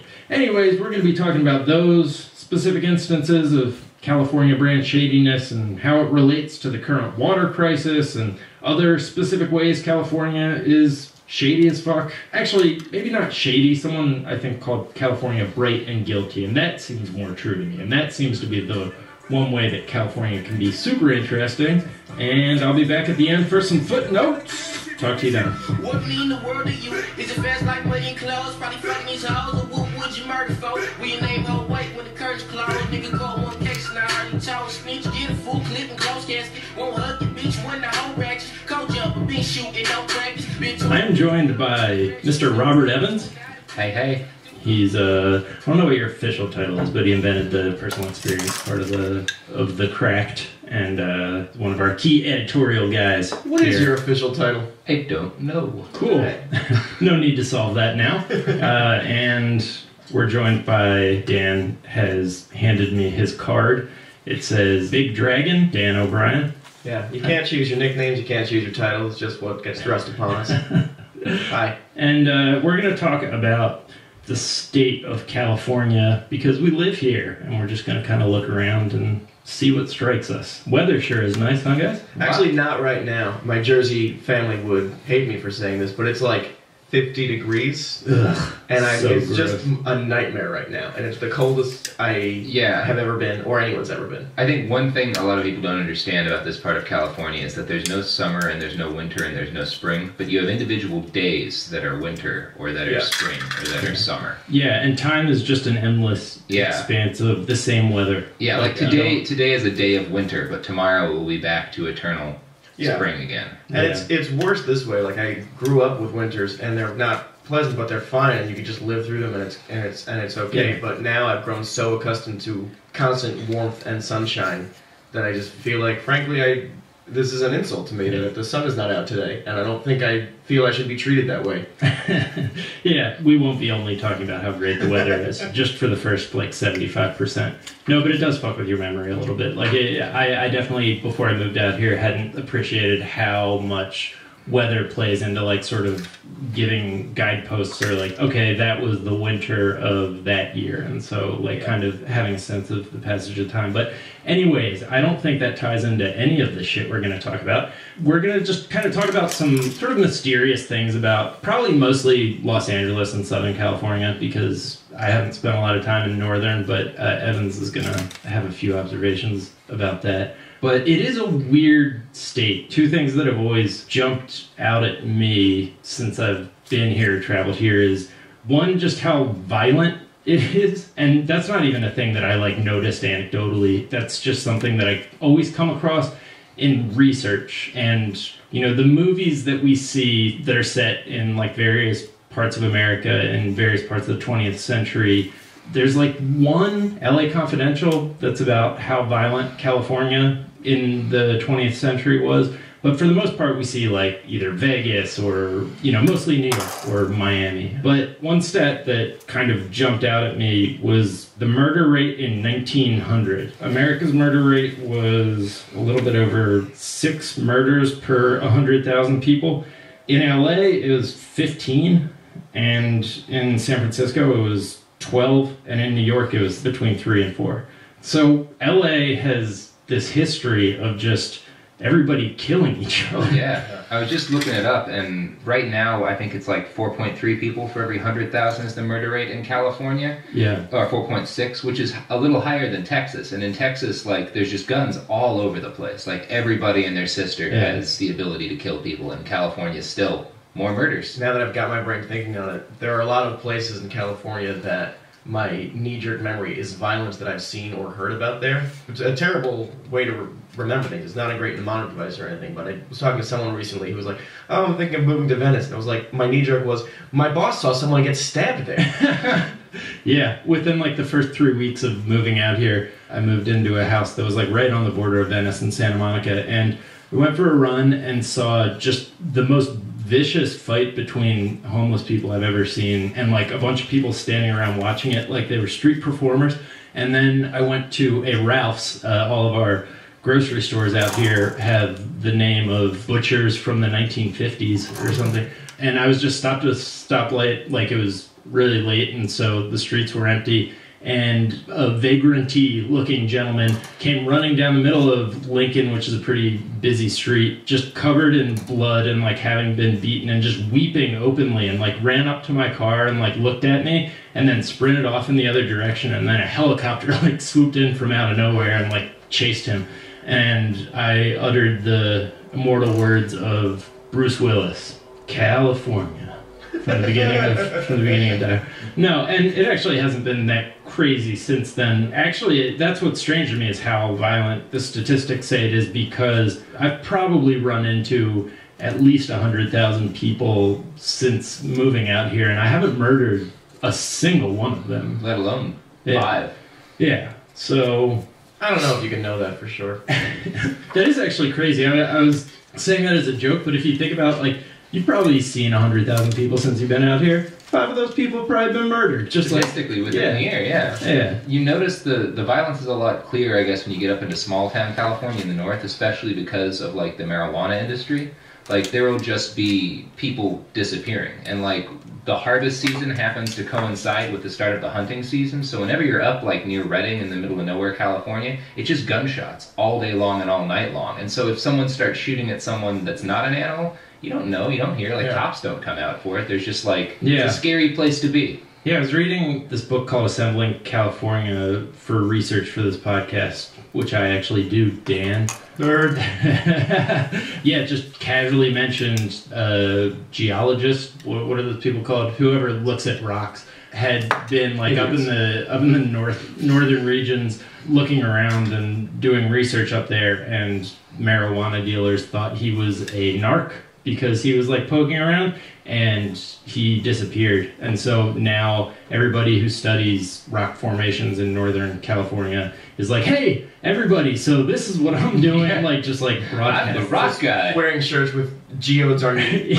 Yeah. Another thing that I came across, again in research, that I wouldn't have noticed, but now I see it everywhere I go in Los Angeles, is the role of oil. That's kind of one of the things that first got us interested in this subject, in addition to just all the press we're getting about the drought and how Californians love almonds more than poor people, I think it is. Poor people don't get it. We don't like poor people, that's for damn sure. And like every almond takes like 1.2 gallons of water. Yeah, which seems like a lot. And right, I'm not an almond harvester, but I feel like I could get that number down if I needed to.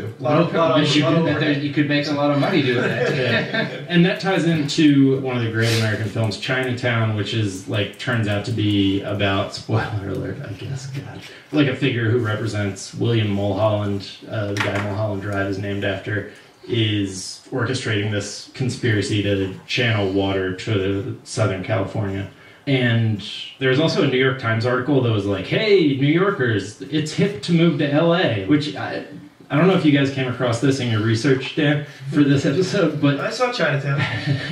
But like every article from a New York paper from like the 80s and 90s is so condescending to LA. It's like amazing. Like I read this New Yorker article from the 90s that was about the opening of the Getty, and they were like, it really is one step towards LA becoming a real city. And had all these quotes from New York intellectuals being like, this is surprisingly like a real museum. They just like couldn't get their head around LA. This city of like, what, almost 18 million people in the metropolitan area? Like, larger than most states? And the New York Times like essentially just came out and admitted defeat. They're probably playing possum, but they like came out and were like, yeah, we've been beat. Brooklyn's no longer cool. Everybody, all the cool artists are moving out to Los Angeles. And please don't move to Los Angeles. Do not send us any more of your artists. We're fucking full of art. We're filthy with artists. You should only send people carrying like buckets of water. Right. They are welcome in California. Any water engineers? Yeah, we're water specialists read. Yeah. In that magazine. There was a theory on some Grantland podcast that speculated that Paul Thomas Anderson's oeuvre, all of his movies, are secretly like telling a long history of Los Angeles and California in general. And There Will Be Blood is surprisingly, I guess, kind of ties to Getty a little bit. There are similarities between. It's based on oil, right? Yeah, it's about a guy who finds oil and then like creates a pipeline out to the Pacific. Big fan of milkshakes. If and the memes taught me. Yeah, That's actually that milkshake is a direct quote for a guy who was put on trial for this. Like that was his way of illustrating what exactly his process is. Everyone thinks, oh, what a silly line. Like we just covered in an article that it's one of the unintentionally hilarious scenes in otherwise great movies. It's a direct quote. Wow. Oh yeah. I remember a guy explaining how drainage works to a courtroom. Yeah. It's like this. I drink your milkshake. I was assuming that was at a time when milkshakes were more popular, like when the people would go on dates. Drink your milkshake. You know, the best thing we have. His lawyer was like, could you put that in terms of milkshakes for us? But anyways, that seemed a little odd. Like if this guy's really telling the story of California, that he would make a movie about oil. But actually, LA is like full of oil derricks, just like you'll pull into a gas station and right next to it, there will be like one of those things you only see in movies in Texas, essentially, pumping oil, just like a miniature one of those. And the city itself is actually full of these disguised oil drills. What are those called? Oil drill bits? Pump jacks. I don't know what they're called, but there's a giant one in Beverly Hills, and it's like this huge white building with no windows, and it's in a very like nice part of town. There's all these fancy restaurants around it, like Lexus dealerships and stuff. It's in like the richest part of LA, and it's just this massive oil refinery. Yeah, like, that they've just disguised, cloaked to make it look like an office building. Beverly Hills High of 90210 fame, right next to the football field is this giant tower painted in flowers. It almost looks like a lighthouse. It's really colorfully painted by the students, and it's secretly a oil tower. Right, it's just there to make people forget that we're constantly pumping oil at their high school. Who let the students you can get on this oil tower and paint it, that's fine. I think it's part of sort of the whole ethos of California that like you find ways to sort of disguise the dirty underbelly of how we spray your paint the existence. Yeah, like everything that people are talking about now with water all seems to be part of this same thing, and that's kind of what I wanted to talk about, is like what that thing is. Yeah, and, you even get understanding. You even get in like far southern California and Imperial Valley, and in like northern California too, people drilling into other people's aquifers and other people's wells to suck their water out, like the whole milkshake thing. Yeah, because the water's worth that much. Like there's a secession movement in northern California. It actually starts up in around Redding area and it goes north into like southern Oregon, but they want to secede from California primarily so that they don't have to give up their water. Like, I guess it's the state of Jefferson. It's happened a couple of different times, and there's a few other loony libertarian things they want, but their whole big deal is like, we don't want to give water to Southern California. Right. We don't want them taking our water. Just give us most of it. What do you want from us? We'll give you something in return. It's not a one-sided thing. We'll give you one of the things that we're good at. Look at all these movies. Look at all these movies we're making. But almost all of the water in Southern California, like that Los Angeles was built on, and that all the plants and vegetation and like the pretty parts of Los Angeles drink was brought down here from either Northern California or the Colorado River. In one half-assed instance, they were routing the water over the Colorado River down to this valley where most of America's... the Imperial Valley. Yeah, the Imperial Valley, where a lot of... it's where Hidden Valley Ranch is produced, I'm pretty sure. I probably. assume. But something like 90% of the greens we eat during the winter come from the Imperial Valley. that's not just Los Angeles, right? No, that's like the United States. The United States as a whole. And there's actually this one family that owns. Do you guys eat those oranges? Those tiny oranges without seeds in them? Myers oranges. Yeah, is that what they're called? That's no, they're what I called call them. sweeties. No way, that's what they're called. And Palm Wonderful, like pomegranate juice, and like most of America's almonds are all owned by one family from New Jersey. Woo! Who are just killing it to the point that they have now like bought up a bunch of the water reserves that like municipal governments had like built up in order to save citizens if there was ever a really bad drought. The people who own Palm Wonderful bought that because all California cities are broke. But one other sort of half-assed thing they did is when they were kind of routing the water over, they spilled a bunch and created what's called the Salton Sea. The largest lake in California. It's called the Salton Sea because it's, well, I don't know if this is specifically why, but it's called a sea because it's like even saltier than the Pacific Ocean. And it started being this like big, wonderful resort spot. It was like this miraculous, massive lake that we suddenly had in the desert, and like the Rat Pack used to hang out. Frank like, Sinatra used to go water skiing there. They do all these murder races and people, regattas. But there's no like water that naturally feeds the Salton Sea, and there's really nowhere for it to drain. It's so just a it's spill. It's They're just like, a spill. Everything that I'm learning, or rather all the things that I learned in the days and weeks before this podcast where I researched, is really contributing to Jack, I think, your theory about how California is just really rolling with every mistake. They're painting up their oil derricks for appearances. They've spilled a bunch of water that they desperately needed. And we're like, no. What do you mean spilled? Do you mean this spa that we have for you? Come to California, it's great. Yeah, that's definitely the optimistic way to view it. It's just that everything is always for show here, because the palm trees that, if you're a kid from Jersey, you see palm trees and you immediately associate it with California.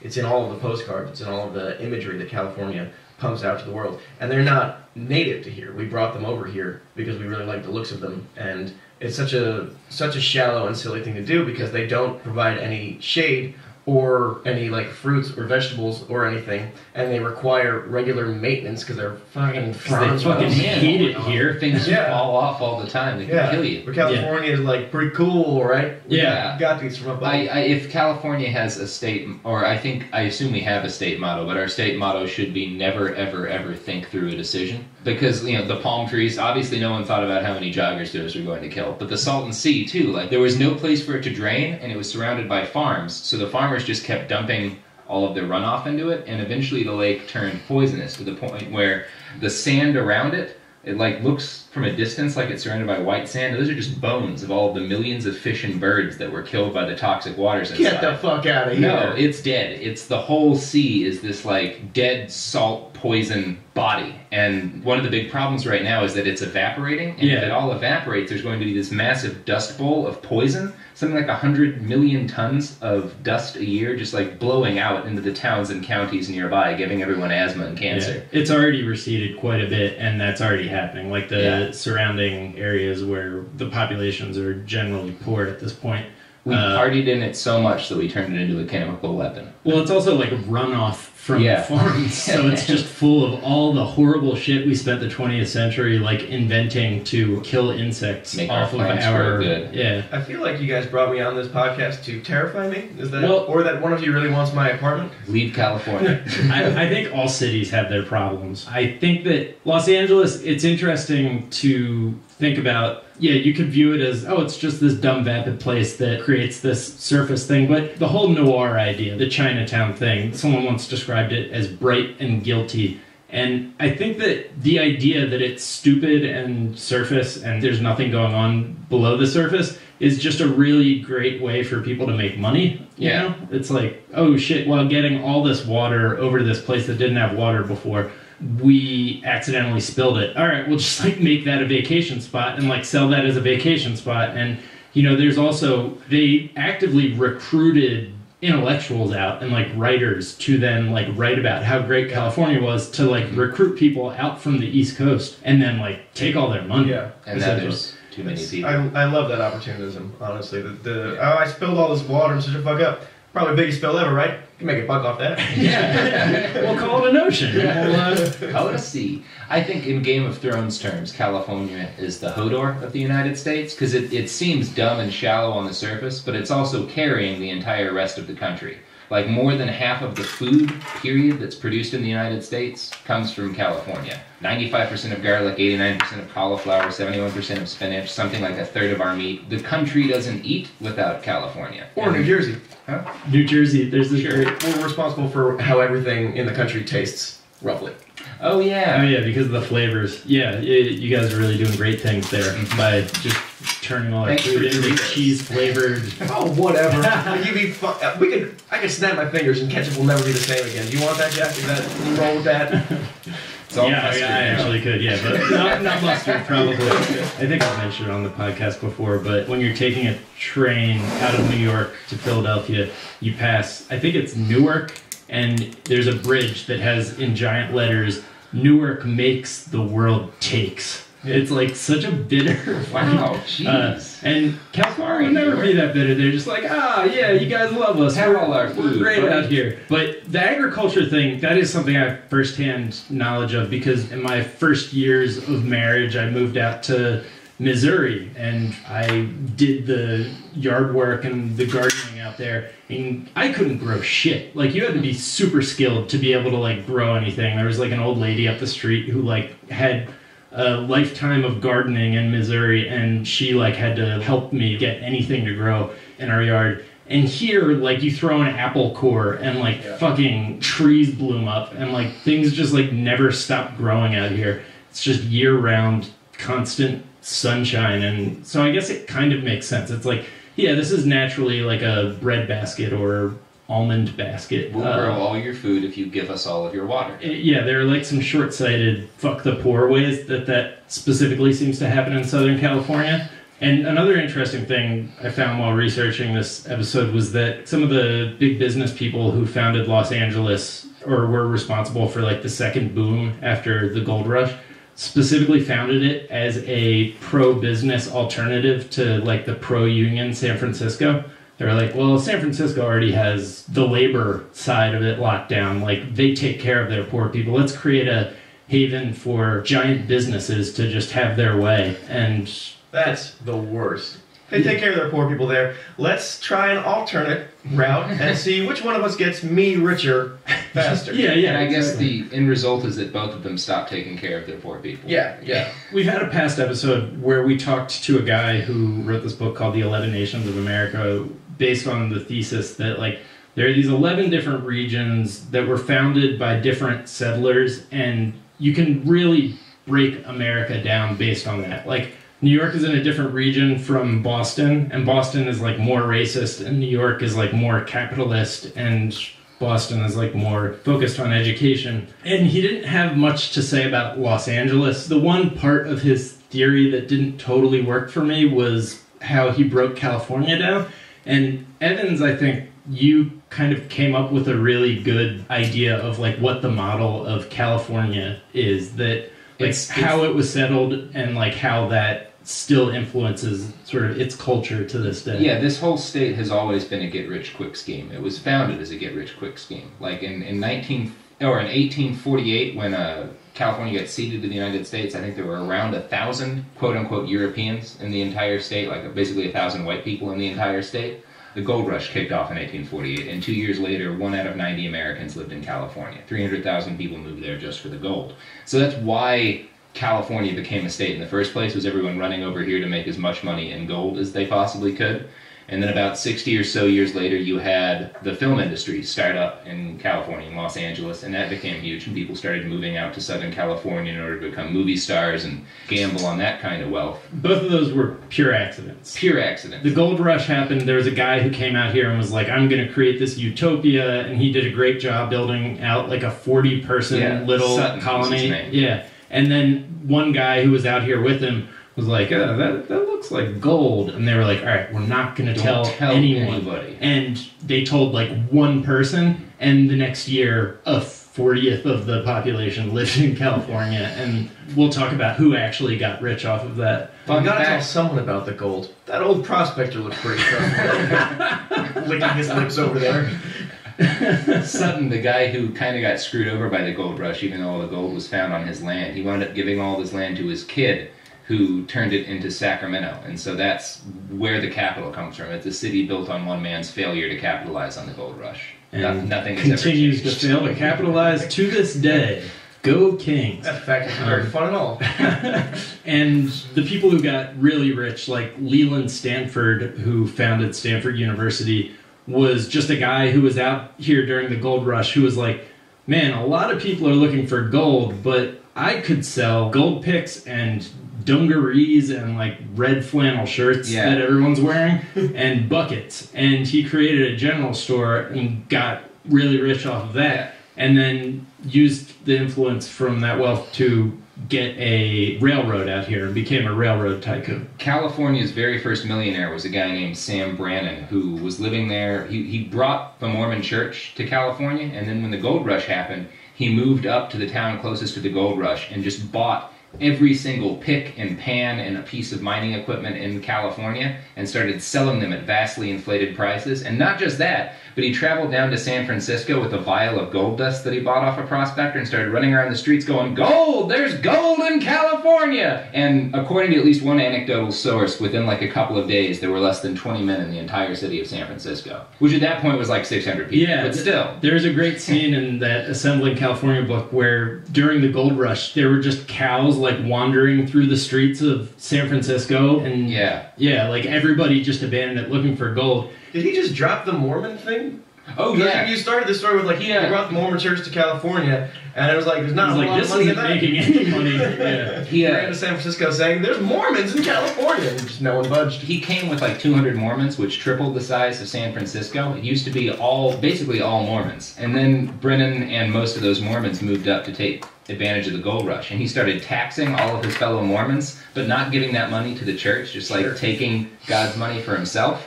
And when Brigham Young was like, "You got to give us the money. You can't just tax all the Mormons," he said, "You go back and tell Brigham Young that I'll give up the Lord's money when he sends me a receipt signed by the Lord." And then he got kicked out of the Mormon church. But he was a millionaire at that point. It was fine. Sure. Evans was reading that, by the way. He doesn't just have early Mormon church. That is tattooed on my forearm. Yeah, he was reading it off a tattoo. Sure. Yeah, bad bitch, long hair, skin, pretty, curvy ass, flat stomach, double D's, please beat the pumpkin back, silent heels, Hermes pants, like you fit in that.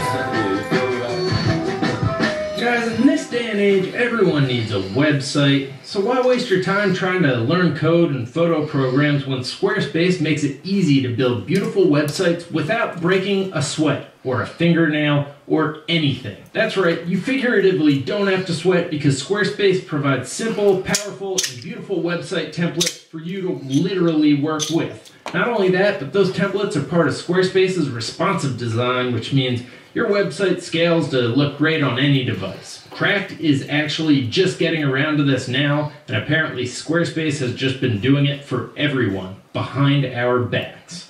Every website you build also comes with a free online store if you're planning to have merchandise, or if you're the person that just wants a minimalistic but striking presence online. They have an amazing cover page template just for you. They give you 24/7 online support and a beautiful website for only $8 a month. You can even get a free domain if you buy Squarespace for the year. So what are you waiting for? Start a trial with no credit card required and start building your website today.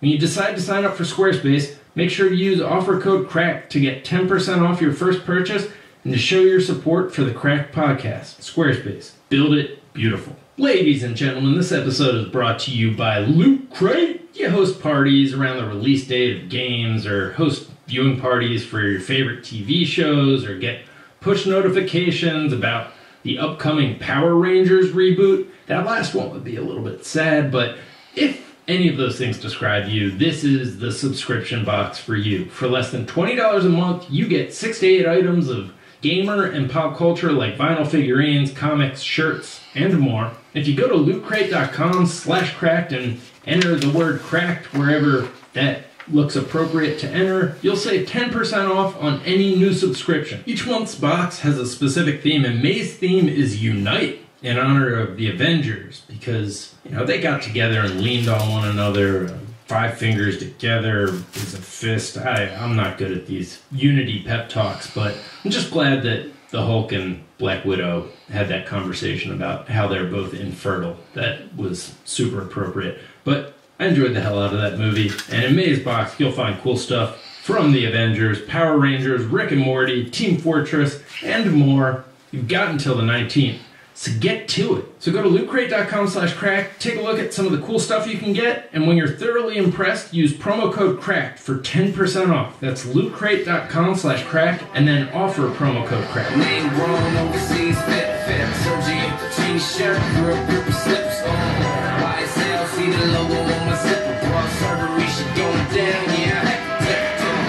I think that model is a great way to think about it, that California is the product that's being sold. It's not the gold, and it's not the fame that you're going to get if you come out here and become a movie star. It's almost like it's a theme park, and the people who figure out how to like create something that's like your ticket to like playing that game and like partaking in sort of the Ponzi scheme, whatever the Ponzi scheme is, whether it's like finding gold or, you know, becoming a movie star, the people who can make money off of that. So with the gold rush, it was People who sold gold mining equipment. and with the film industry, I have no idea. I assume didn't it's look the into people that. who rent them their overly expensive rooms in actors' hostels. Yeah, or the agents or whatever. Yeah, there's this idea that it's just this beautiful place that you go to get really rich really, really quick and then never work again. Like it's the lottery state. Would you guys know that, do other states have commercials for their states? Because I've seen, like, not even just being here, being in New Jersey, I saw commercials for California where it's like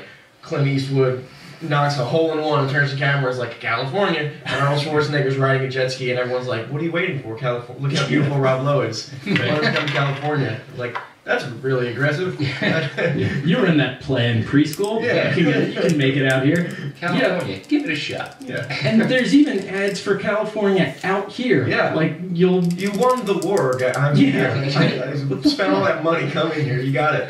But yeah, there certainly seems to be like a more active tourism industry in California than most other states. New York is like, stay the fuck out, guy. Like, That's what we need to be doing here. Don't come to California. Move to Oklahoma City. There are places Great place. like Austin is very big about don't come to Austin. That's one of the places that I've noticed that every time I'm lucky enough to be in Austin and get to experience what a wonderful place it is, I'll go on Twitter and be like, Austin sure is great. I love the music and the food. And dozens of people on Twitter, yeah, it's great. Please don't move here. Don't stay. Please don't stay. Don't stay and ruin it. Well, because Which I don't think is about just me personally. No. Like 10 years ago, when I would go to Austin, it was like a small town, big city. If that makes any sense, like wasn't that much traffic, and it had kind of that like quirky small resort town feel in a lot of areas. Like there was, the Capital District and whatnot, but it was fun and not too crowded. And now it feels like LA. Especially getting stuck in traffic in Austin. Except for messaging, because Austin will say, we're trying to preserve what we like about Austin, please don't come here. And LA is like, bring us all your freaks, we don't care.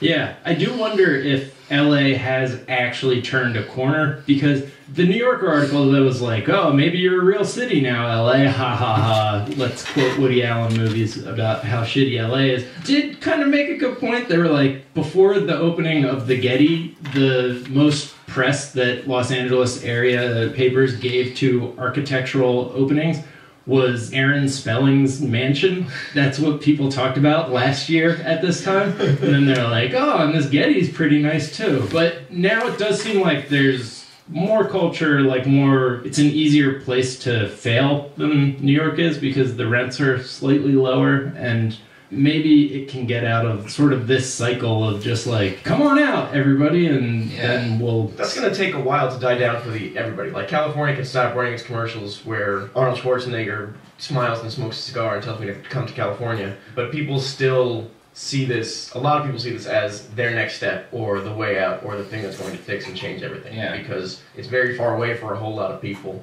and it's very attractive to dreamers and writers and artists and people, and you just get batted into your head that this is where you go to make it and do your thing. And I don't know how to stop that narrative. Well, I think when you talk about great cities, the dreamers and writers and artists and thinkers are sort of the soil for like cultural relevancy. Like that's what made New York great for so many years. And Evans, you're saying that you were touring marijuana plantations? Someone I'm very close to is a medical marijuana farmer in Northern California, or was. She's no longer does this. So I spent a large chunk of last year up at her farm and touring other farms in the area. And these are all ostensibly legal farms. They all keep under 99 plants, even though individual counties all have different, like that's the state limit. Every county has a different limit.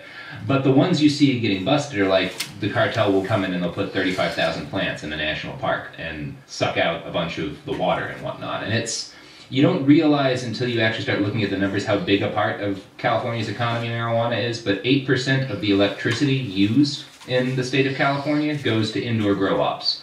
And 1 out of every 8 grow ops in the state of California is indoor. So around Redding up to the far north California, like Humboldt and whatnot, there's something like 200,000 pot farms in like a 200-something mile area. Are they even taking advantage of California's climate in that sense? Yes. Oh, they are. Yeah, it's a great place, especially out near Redding, because you have very hot, rather dry summers, but the really wet, snowy winters. So there's like rain when you need rain, and like spring and whatnot.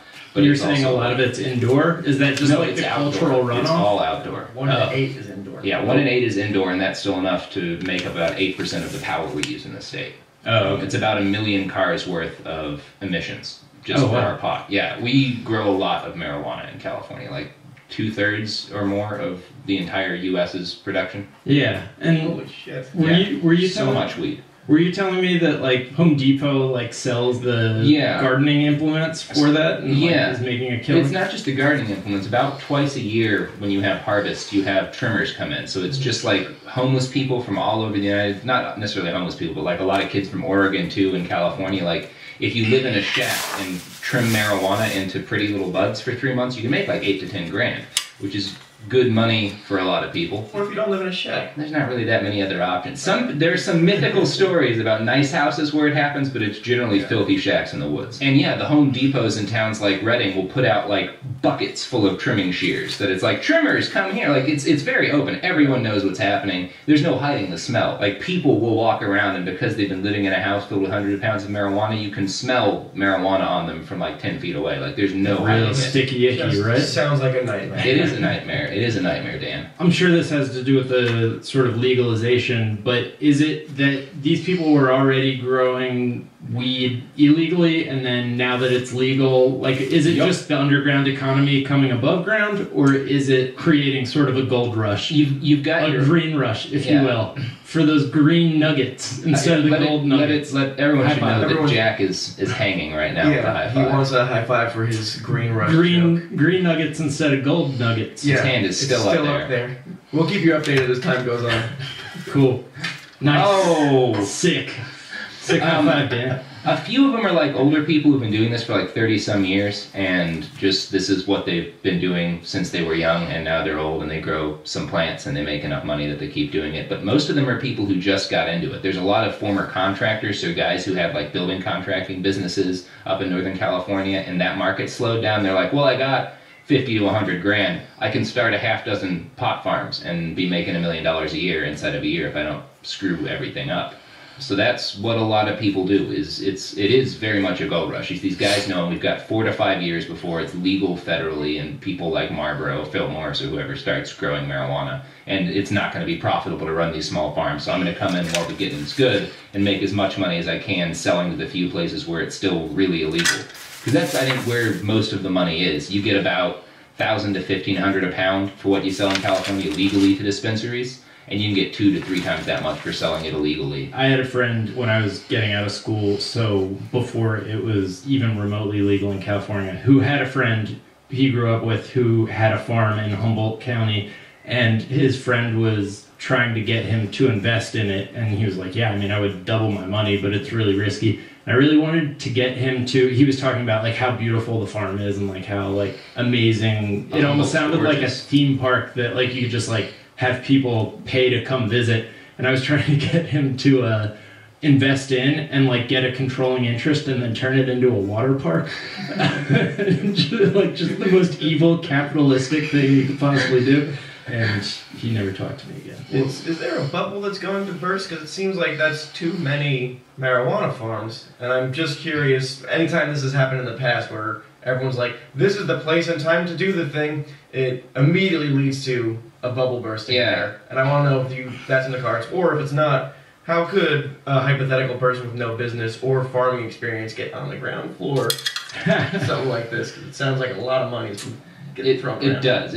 I'll answer the ground floor question first. If you have a suitcase full of money, let's say 20, 30 grand. Let's say I have a weekender bag full of money. Not that much, though. Not that much, though. Well, you could go up and rent a farm somewhere in Northern California. Humboldt's probably the best place because Redding is just a disaster hole. It's awful. It's a meth-riddled hellhole. Sure. Then you would buy a bunch of clone plants. You can buy them legally from dispensaries. You can buy them from other people. Pay $10, $20 for some plant. Like here in LA, you can buy plants, and you would just buy as many plants as you can afford, and you would set up a little irrigation system, and you would grow them. See, I'd like to minimize the amount of time that I have to spend with anyone who's super into growing and talking about marijuana. That's fine. Okay. So the weird thing is, like the big pot farmers you meet out there, like the guys who are running multiple farms, and what they're doing is very much illegal because you're not allowed to run a whole bunch of farms.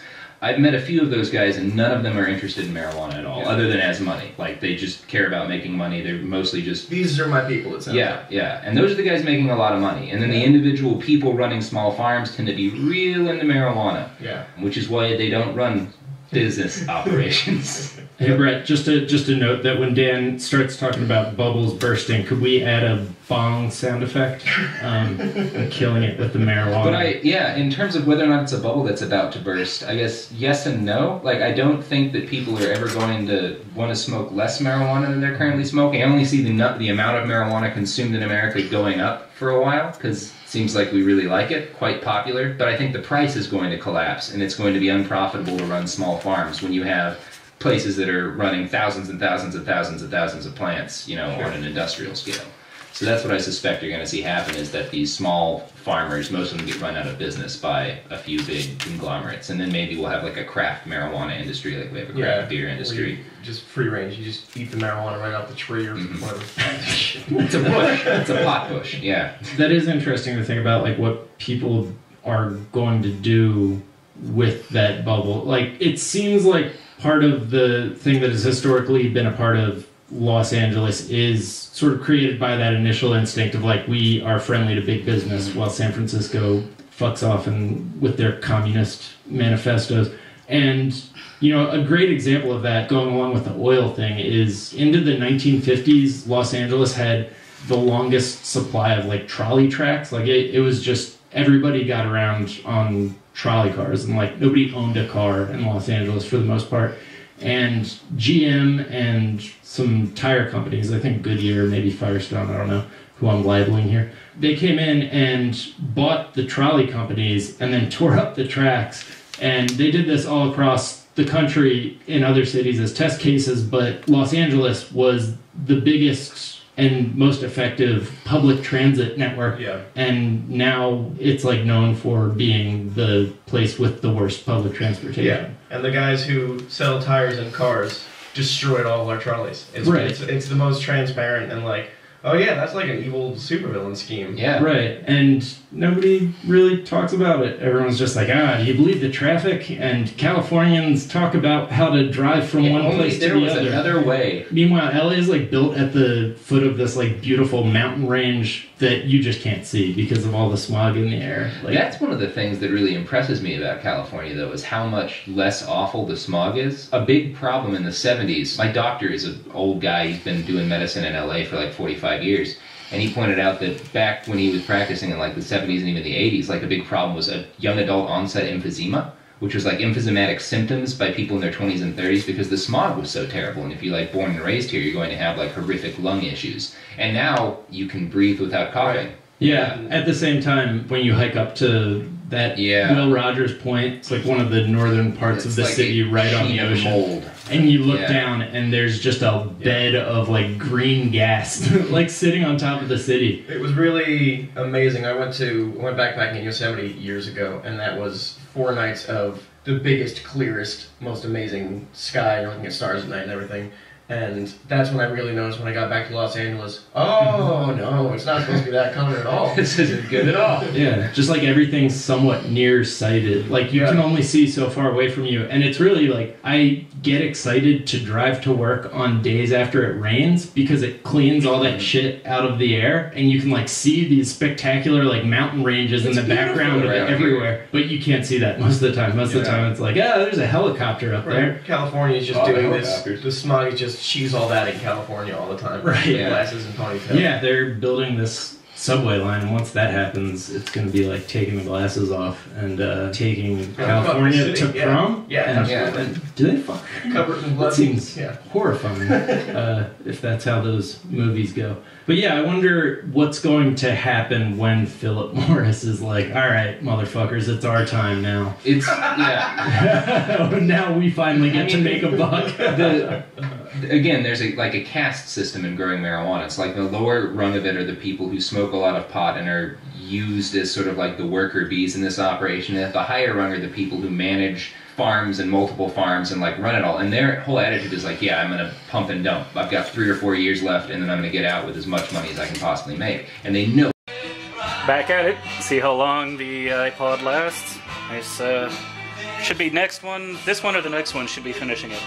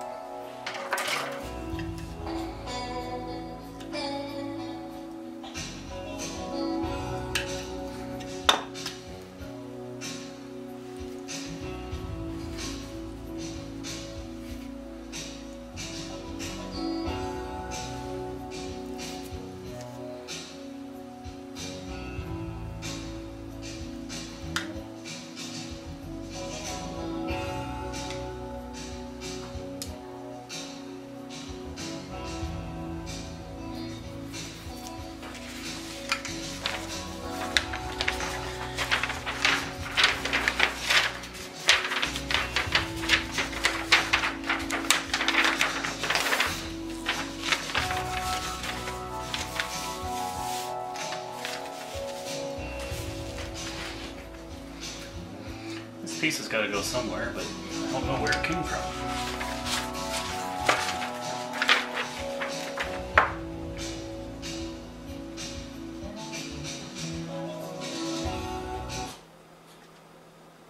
Well, that iPod didn't last long this time. And that's where that came from. Hopefully I'll be able to fit it in there. Doubtful. Oh, no, I should be able to. I have no idea how that managed to elude me this long.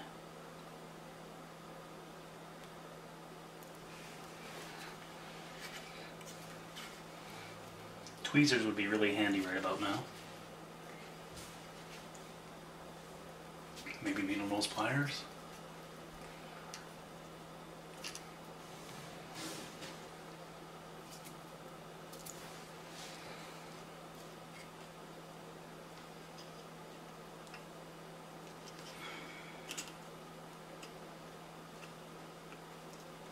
Yeah, there we go.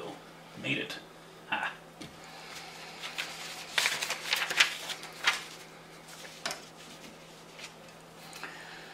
Looks like we've got some decals to do on this one now.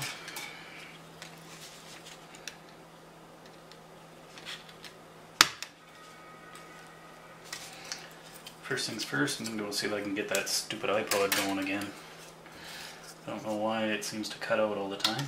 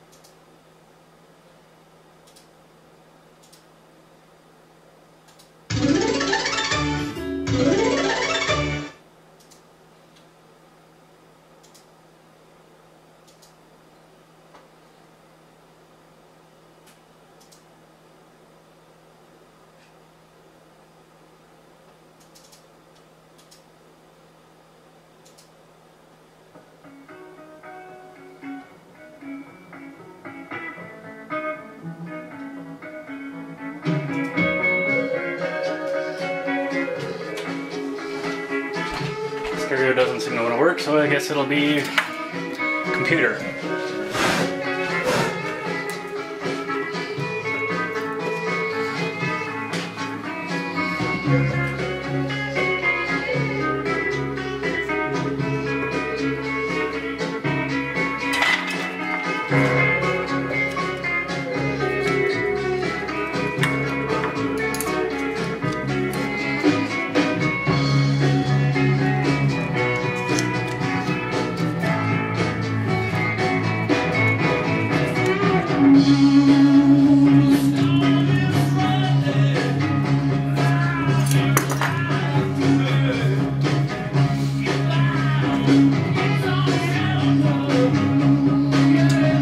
Sounds horrible compared to the stereo.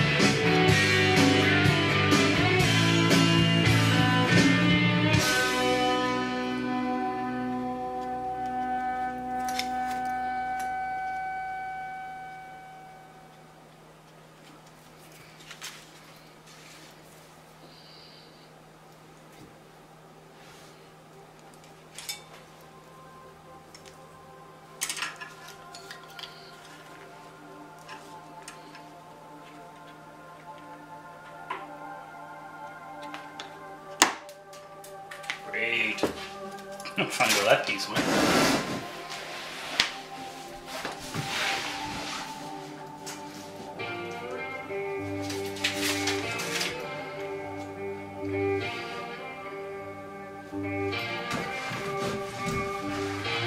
Keep on pushing, baby. I never know.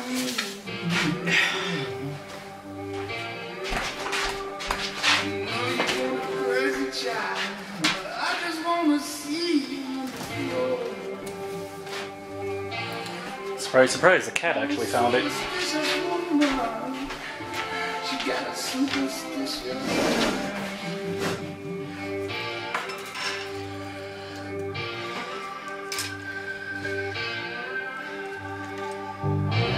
I can see you, baby. I can see you anymore. No more. Keep on loving me like I've never known before. I'm a superstitious woman.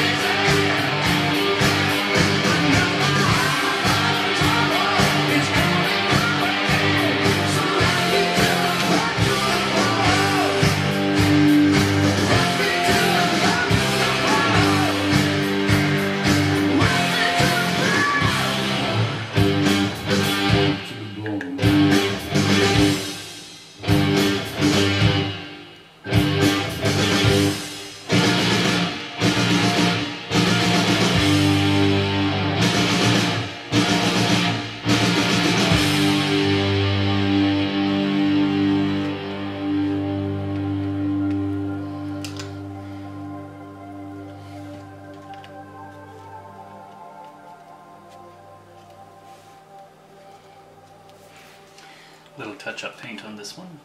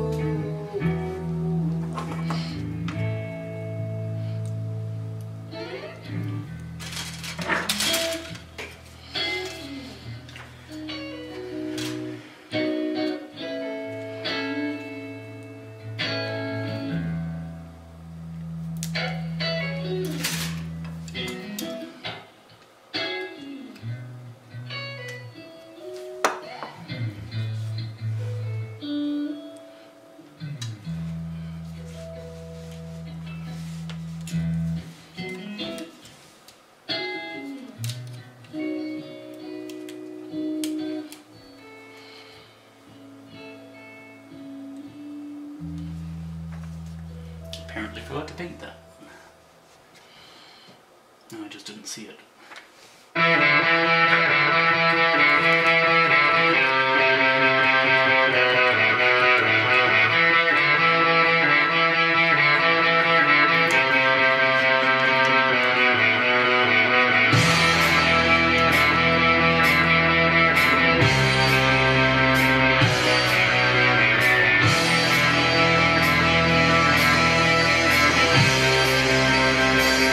Vampires in love.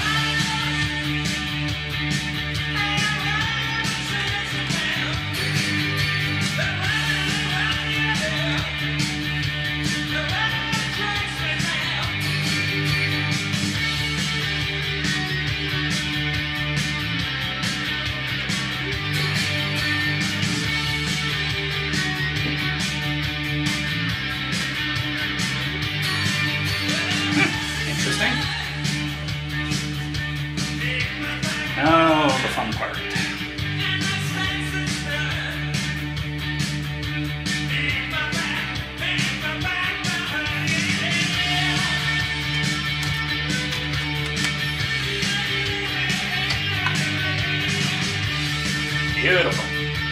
Popped right in.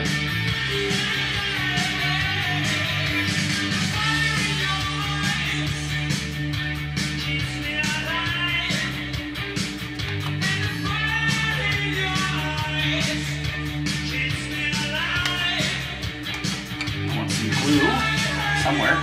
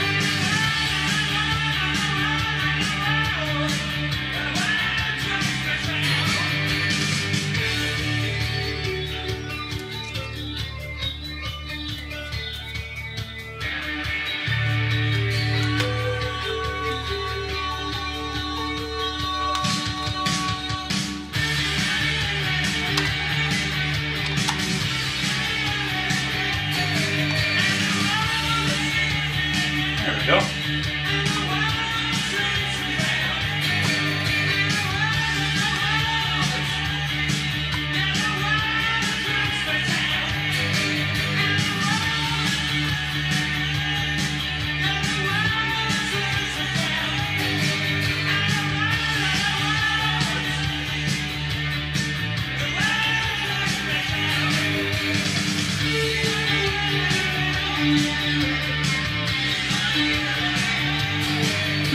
Interesting.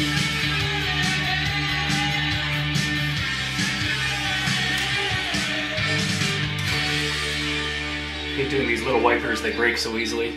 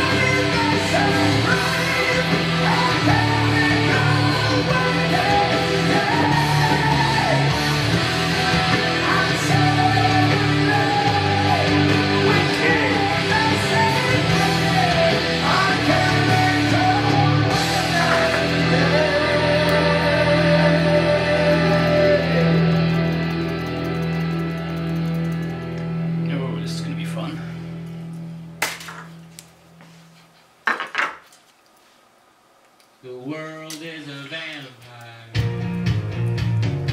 set to drain. Secret destroyers hold you out to the flames.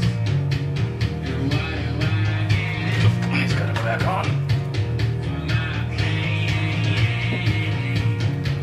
Betrayed desires and dark beats of gain. Even no, I suppose I'll show all my cold like the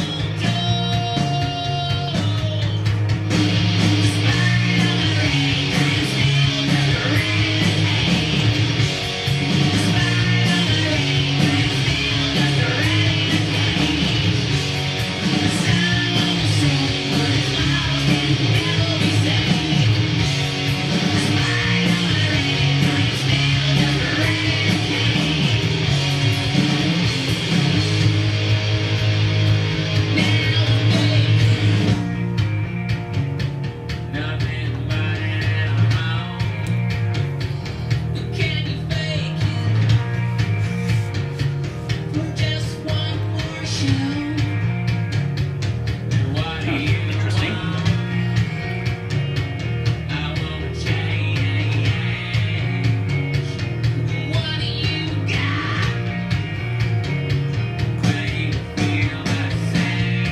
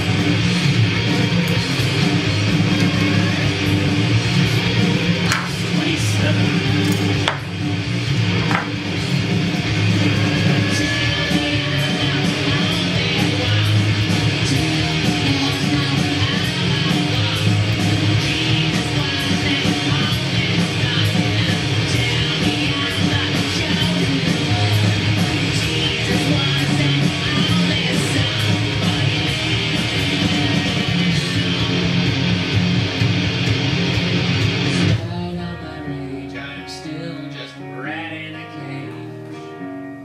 Despite all my rage, I'm still just a rat in a cage. Someone will say what is lost will never be saved. Despite all my rage, I'm still just a rat in a cage. Despite all my rage, I'm still just a rat in a cage. Despite all my rage, I'm still just a rat in a cage. Despite all my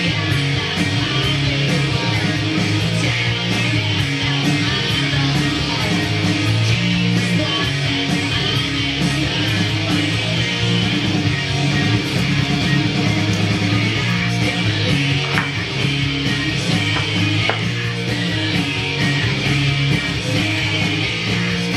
in a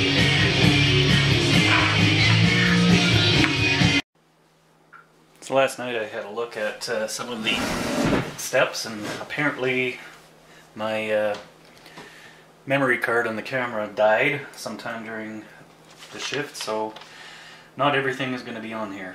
But just finishing up here, we don't have very much left to go. A couple more pieces and a little bit of touch-up painting, and that's it.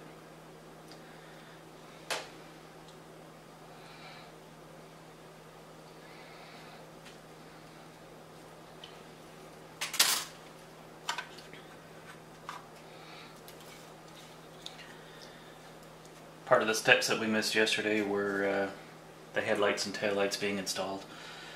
So now there's just one or two more pieces to go on, and a few decals, and it's done.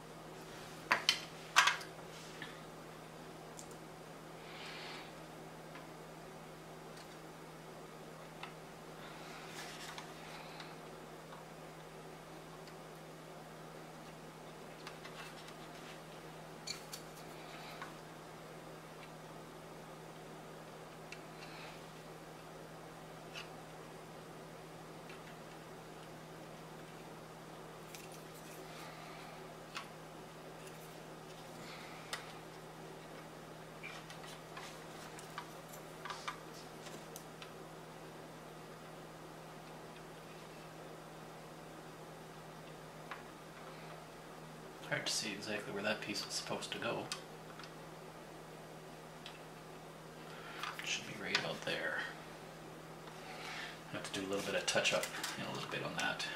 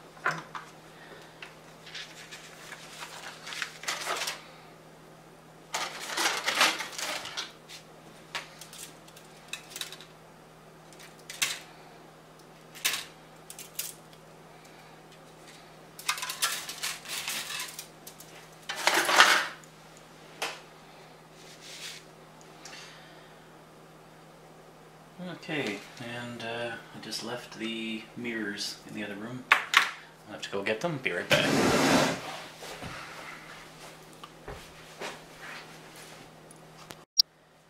I got those pieces. They were just the mirror pieces that I painted yesterday.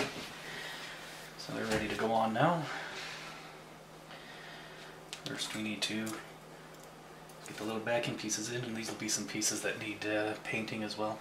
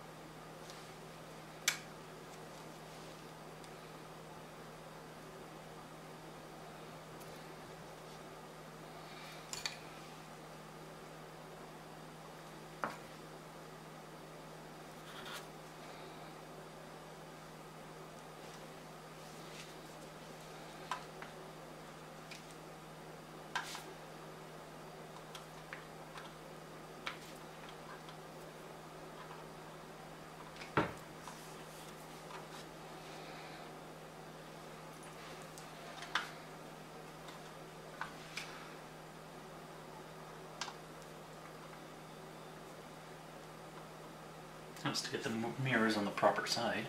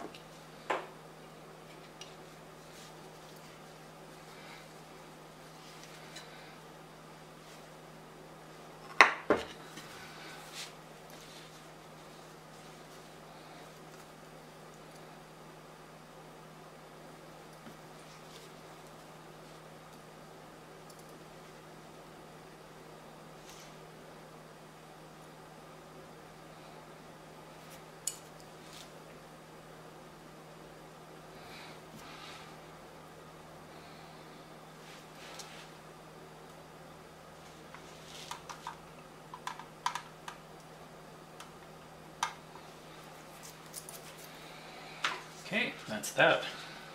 Those are the rest of the pieces that have to run on.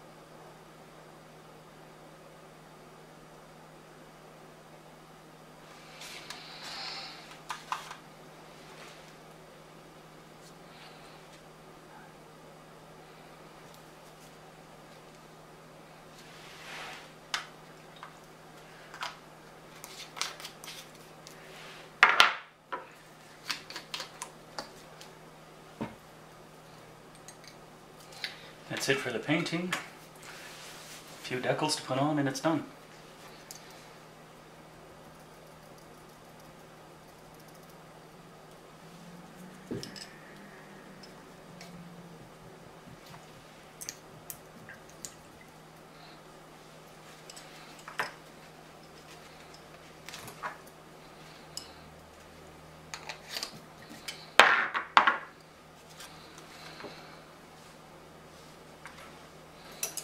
Let's go with the black decals, I think, for the license plates. Be an offset for the silver.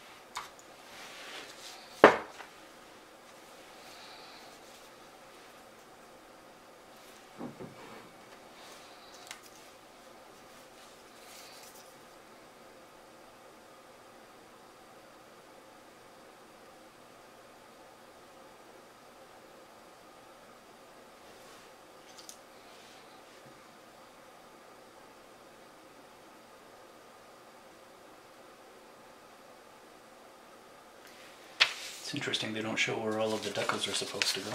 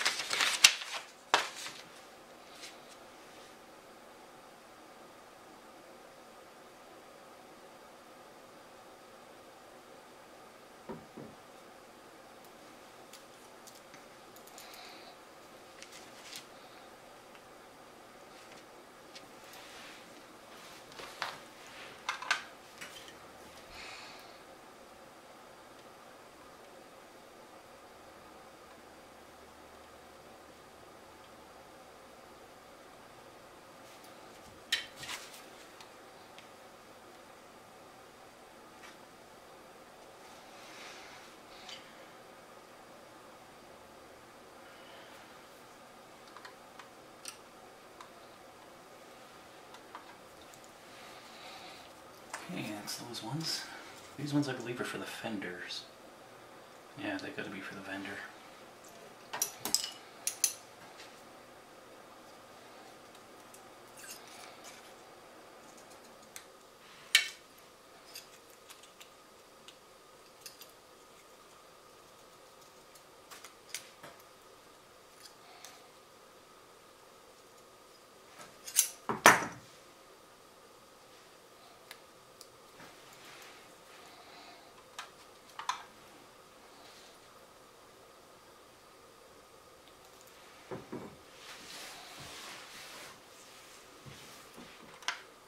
Yeah, that's where they go right there.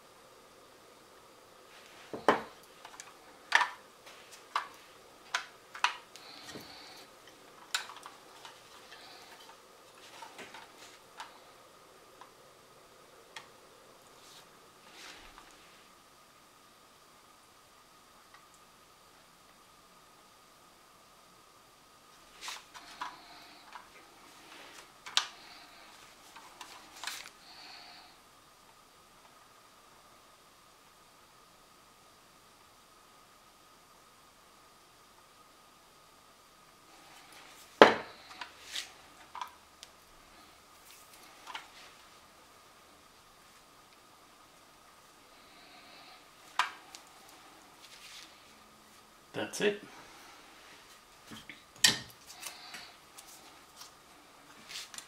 Yep, actually. Yep, I think that'll be good. Actually, just looking at just a couple of little spots I want to just touch up with paint here. Fortunately, the color is very close to the spray paint color is very close to this color. Just got a couple of little spots to touch up, and then she's done.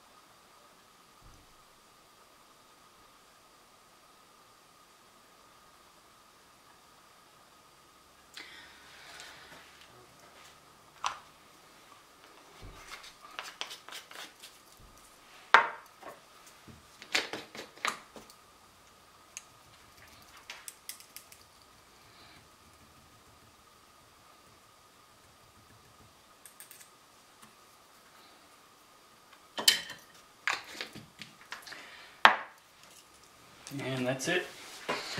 Approximately 8 hours to build, including the drying time of the paint. There she is. Tamiya model of a Nissan Skyline GTR.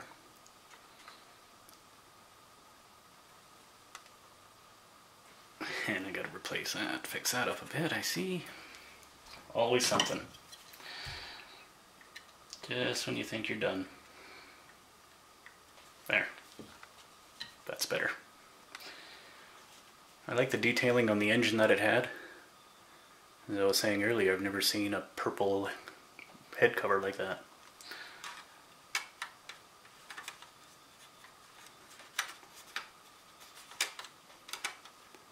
There it is with the hood on.